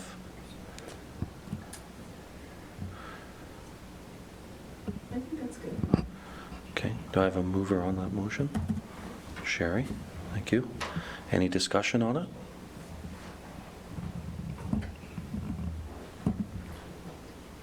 I will just share one of my business hacks. I would find a facility somewhere else in Canada that has this done already, and I would just copy it and put in our pictures, and I would make it really fast and easy, because some other town has already spent tons of money on this. We just go find the 4 or 5 we like the best and steal all their ideas. That's what I would do. Or put it in Chat GPT. Yes, there we go. Okay. Through you, Chair, one thing I think coming forward from, or that we learned when the recommendations went forward to council, is that I think council might want a little bit of kind of either clarity or structure towards that, just because allocate funds and resources may be a little too, in reading this, might be a little too expanded. So I would say maybe either a business proposal or Yeah, the viability or business proposal, like. because a promotion, just through you, Chair, a promotional video can cost anywhere from, an hour or 2 hours of staff members' time walking around with their phone, or $10,000, $20,000, $30,000 for production fees. So it just might be, this might maybe, before we recommend it to council, maybe what we could do is flush it out a little bit through discussion here at committee level, whether it's at this meeting or maybe the next meeting. What we could do is have this as an item back on the table for further discussion and clarification, and then go from there. Yeah, Councillor McDonald. Thank you, Chair, through you. Can we direct staff then to look into it, research it, and come back with the options? I'm throwing that out, as opposed to us coming up with an arbitrary number, $10,000 or whatever. Can we just find out what our options are and what the scope we're looking at in terms of finances? So I'm throwing that out. Sorry, Councillor McDonald, I'm thinking, and I see John has his hand up too. I'll just kind of, my thought process was potentially get this to council's hands for them to discuss what the cost allocation could be, more so than us picking what the costs or what the direction could be, although if it's better suited for us to discuss what a good direction would be and a better forecast, then maybe we could bring it back and have a more wholesome discussion. Through you, Chair, I was going to recommend we assign Jacob the project of finding 4 examples that exist in North America, PDFs, videos, whatever, for whatever facilities that exist, and if he brings back 4 examples to this committee, we'll then see them in real life, and we'll say, okay, this PDF has been made by the greatest graphic arts person on the planet, and no one here has the ability to do it. That would cost us so much to have a graphic artist do it. Or, hey, here's an example of a video they did at, the Meridian Center in St. Catharines. It's really good. Our staff feels we could recreate it with getting the guys at MyFM to do a voiceover and taking some pictures, putting it together in Canva, Adobe, whatever. Take us a couple hours. Like I think if we had 4 or 5 really good examples that Jake was excited about, like, hey, I really like these, I can get behind these, then we can just help them sort of push it through the pipe, because there might be things that we can provide that add to, take away, et cetera, versus starting from scratch. Yeah, no, I agree. I'm just trying to think in my head how we present this to council to give them the opportunity to give a direction, because there might be a couple council members that might want the $40,000 or $50,000 production to really advertise, and there might be some, to your point, that we need to learn, follow, and copy a little bit, right? So I'm trying to think how we get this to the council table, because ultimately it's council that's going to give direction on what the path is, although I'm not coming up with the words of how to get this across the table so that we can at least start the ball rolling again, right, and find out whether we want to go this way or that way. Okay. That the Economic Advisory That the Economic Development Advisory Committee recommends that Renfrew Town Council directs staff to bring forward potential options for the allocation of resources towards creating promotional material that would promote the newly expanded MyFM Center to drive economic initiatives with potential user groups. So in keeping with the thought of directing staff to bring forward potential options, that council then could consider how they wish to proceed or allocate funds towards those resources might be the beneficial way of going, because then at least different options are presented to council, and then council would ultimately make the decision there as to whether it's a $100 job to expand it out. Yep. Yes. Thoughts now? Correct me. Should you fine tune it and say, bring council 3 options? 1 easy solution, low work, easy to implement.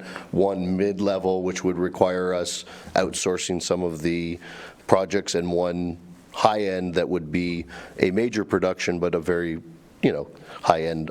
So that way the council can actually go, okay, here's a low-end one, here's the middle one, here's the high-end one, and wow, the high-end one is pretty awesome. Tom Cruise comes in, and like then they can actually see the difference. I think that would potentially come to us after council's kind of given at least direction to start looking at the options. Yes. Through you, Chair. I think too what the chair's point is, this committee is, the purpose of this committee is for advisory and brainstorming and bringing forward some really great ideas. I think there needs to be caution on the direction of staff. Ultimately, that's a council decision as to how they want to direct staff and allocate resources.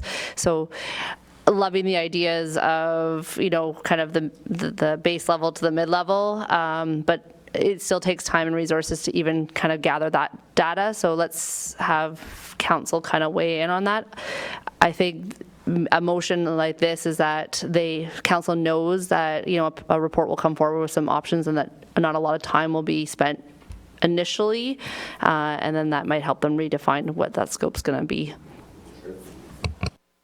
Thank you. And then just to follow up, once council's made a decision and something's been brought, it will then be probably a recommendation to have it come back to this group and work what the next set of steps would be and recommendations, and then build up and then go from there again, working with our active officer.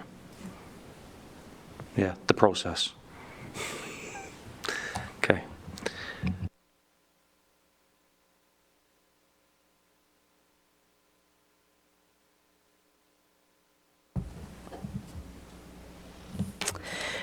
Sorry, through you, Chair, just through that discussion, and I know we were kind of back and forth on a friendly amendment, which I won't tell my clerk friends about this, but we did have that moved by Sherry originally.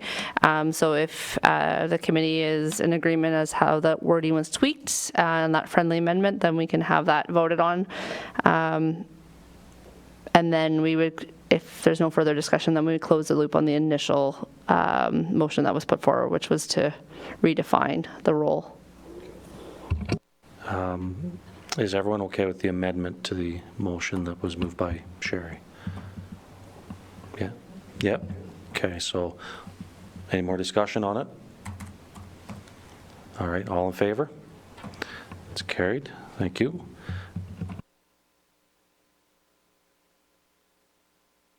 Through you, Chair, just one further thing, I think just to capture what your original request is, and so forgive me if maybe I overstepped on this, but that the Economic Development Advisory Committee respectfully requests that Jacob Collins, insert title here, provides an economic development update at the monthly committee meetings going forward.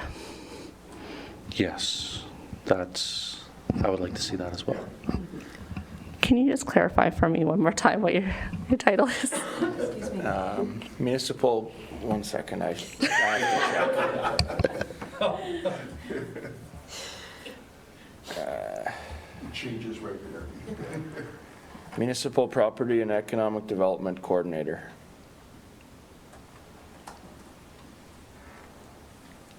This week.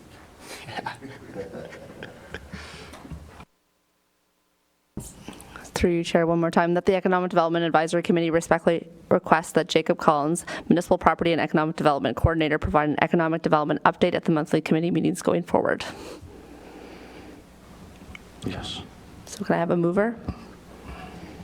Sherry. Okay. All in favor? It's carried. Thank you. Do I need to close this big vote? Yep. All right. And I'll read it once more just for discussion purposes, that the Economic Development Advisory Committee clarify the recommendation made to Council on December 10th, 2024, requesting Council to establish an operating budget for economic development functions, including the consideration of hiring an economic development officer, economic development staff, or community and business ambassadors in 2025. Further, the Council consider an outreach program for recruiting volunteers and assigning a BR&E action plan deliverables across downtown Renfrew, BIA, Renfrew and Area Chamber of Commerce, the Town of Renfrew staff, and Economic Advisory Committee. All in favor? It's carried. Thank you, everyone. And we're near the end. I do have a couple more things to bring up as we get there. The Economic Development Advisory Committee identified the desired topics for March committee meeting and confirmed any additional items to be brought forward. I have a mover. John Pohl. Has anyone at this time identified any new topics, or shall we continue to maybe email topics as they come to? And also, I'd like to add the idea of area of development. Is there areas of Renfrew that maybe we should be focusing on that are more desirable for development than others? This is all long-range, big hypothetical stuff. Is there any communication on this right now, or? John? I'm wondering, is there any way this committee can help with the hotel? I mean, I think the hotel seems to be the thing that every time we have a conversation about anything happening in town, we go, God, we're going to need a hotel for that. Is there any way this committee can help with that? Yeah. That's a good question. Lori, do you have something? No, I just am agreeing. Okay. Like, I would be more than happy if, to talk to anybody or whatever. Councillor McDonald? Thank you, Chair, through you. Maybe as part of having Jacob here monthly, is that we can get a monthly update from him, as opposed to having Director Withers in here. So I'm just wondering if we can do both at the same time whenever he's here. Yeah, so we're going to talk about that very much next on frequency, but if possible, I know that there is interest.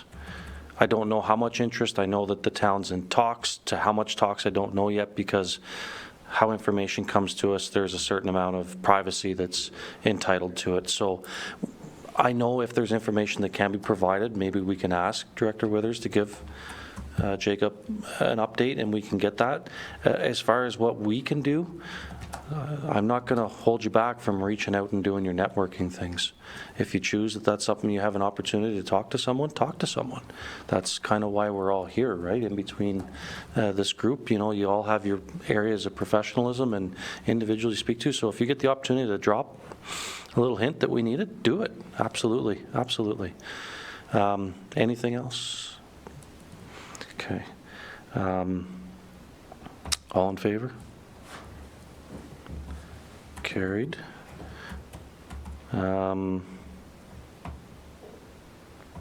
F, which is the Economic Development Advisory Committee, confirm the minutes of committee meeting 1/2025 dated January 14th, 2025. Mover. Councillor McDonald, any comments, questions? All in favor? It's carried. G is our upcoming meeting minutes. I did want to talk to this before. Can I still speak to it?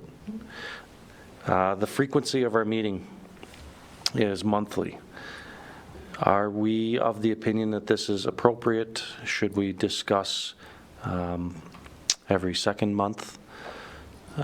Quarterly, I believe, might be a little bit too far of a stretch. What's the panel's thoughts on frequency of this meeting? I like every second month.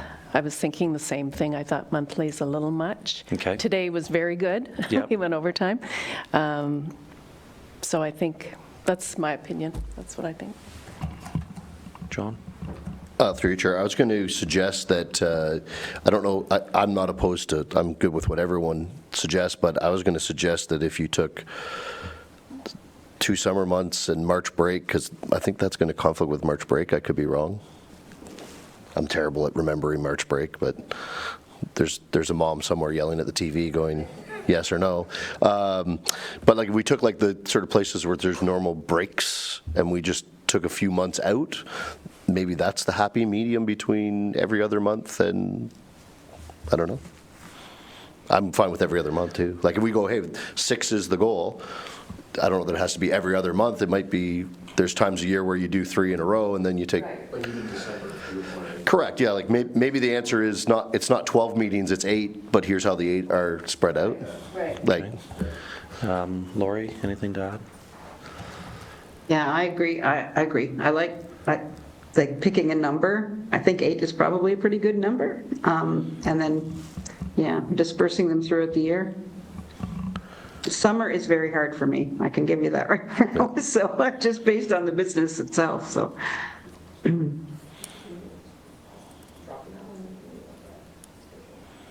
Okay, so we can put a motion out that, so the next meeting does fall during March break.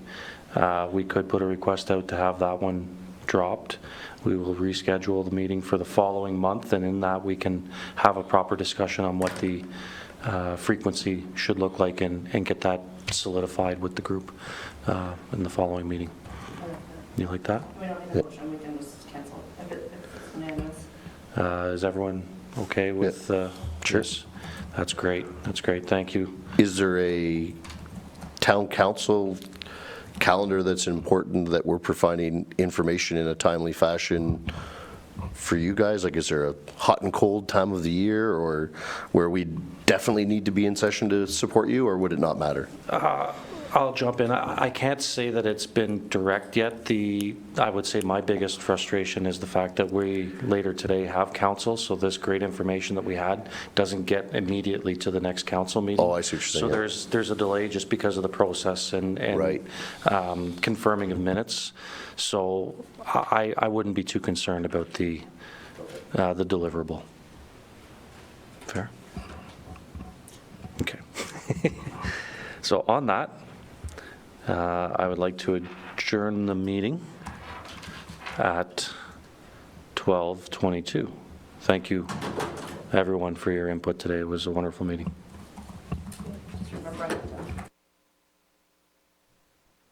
Thanks, everybody. Enjoy all the snow.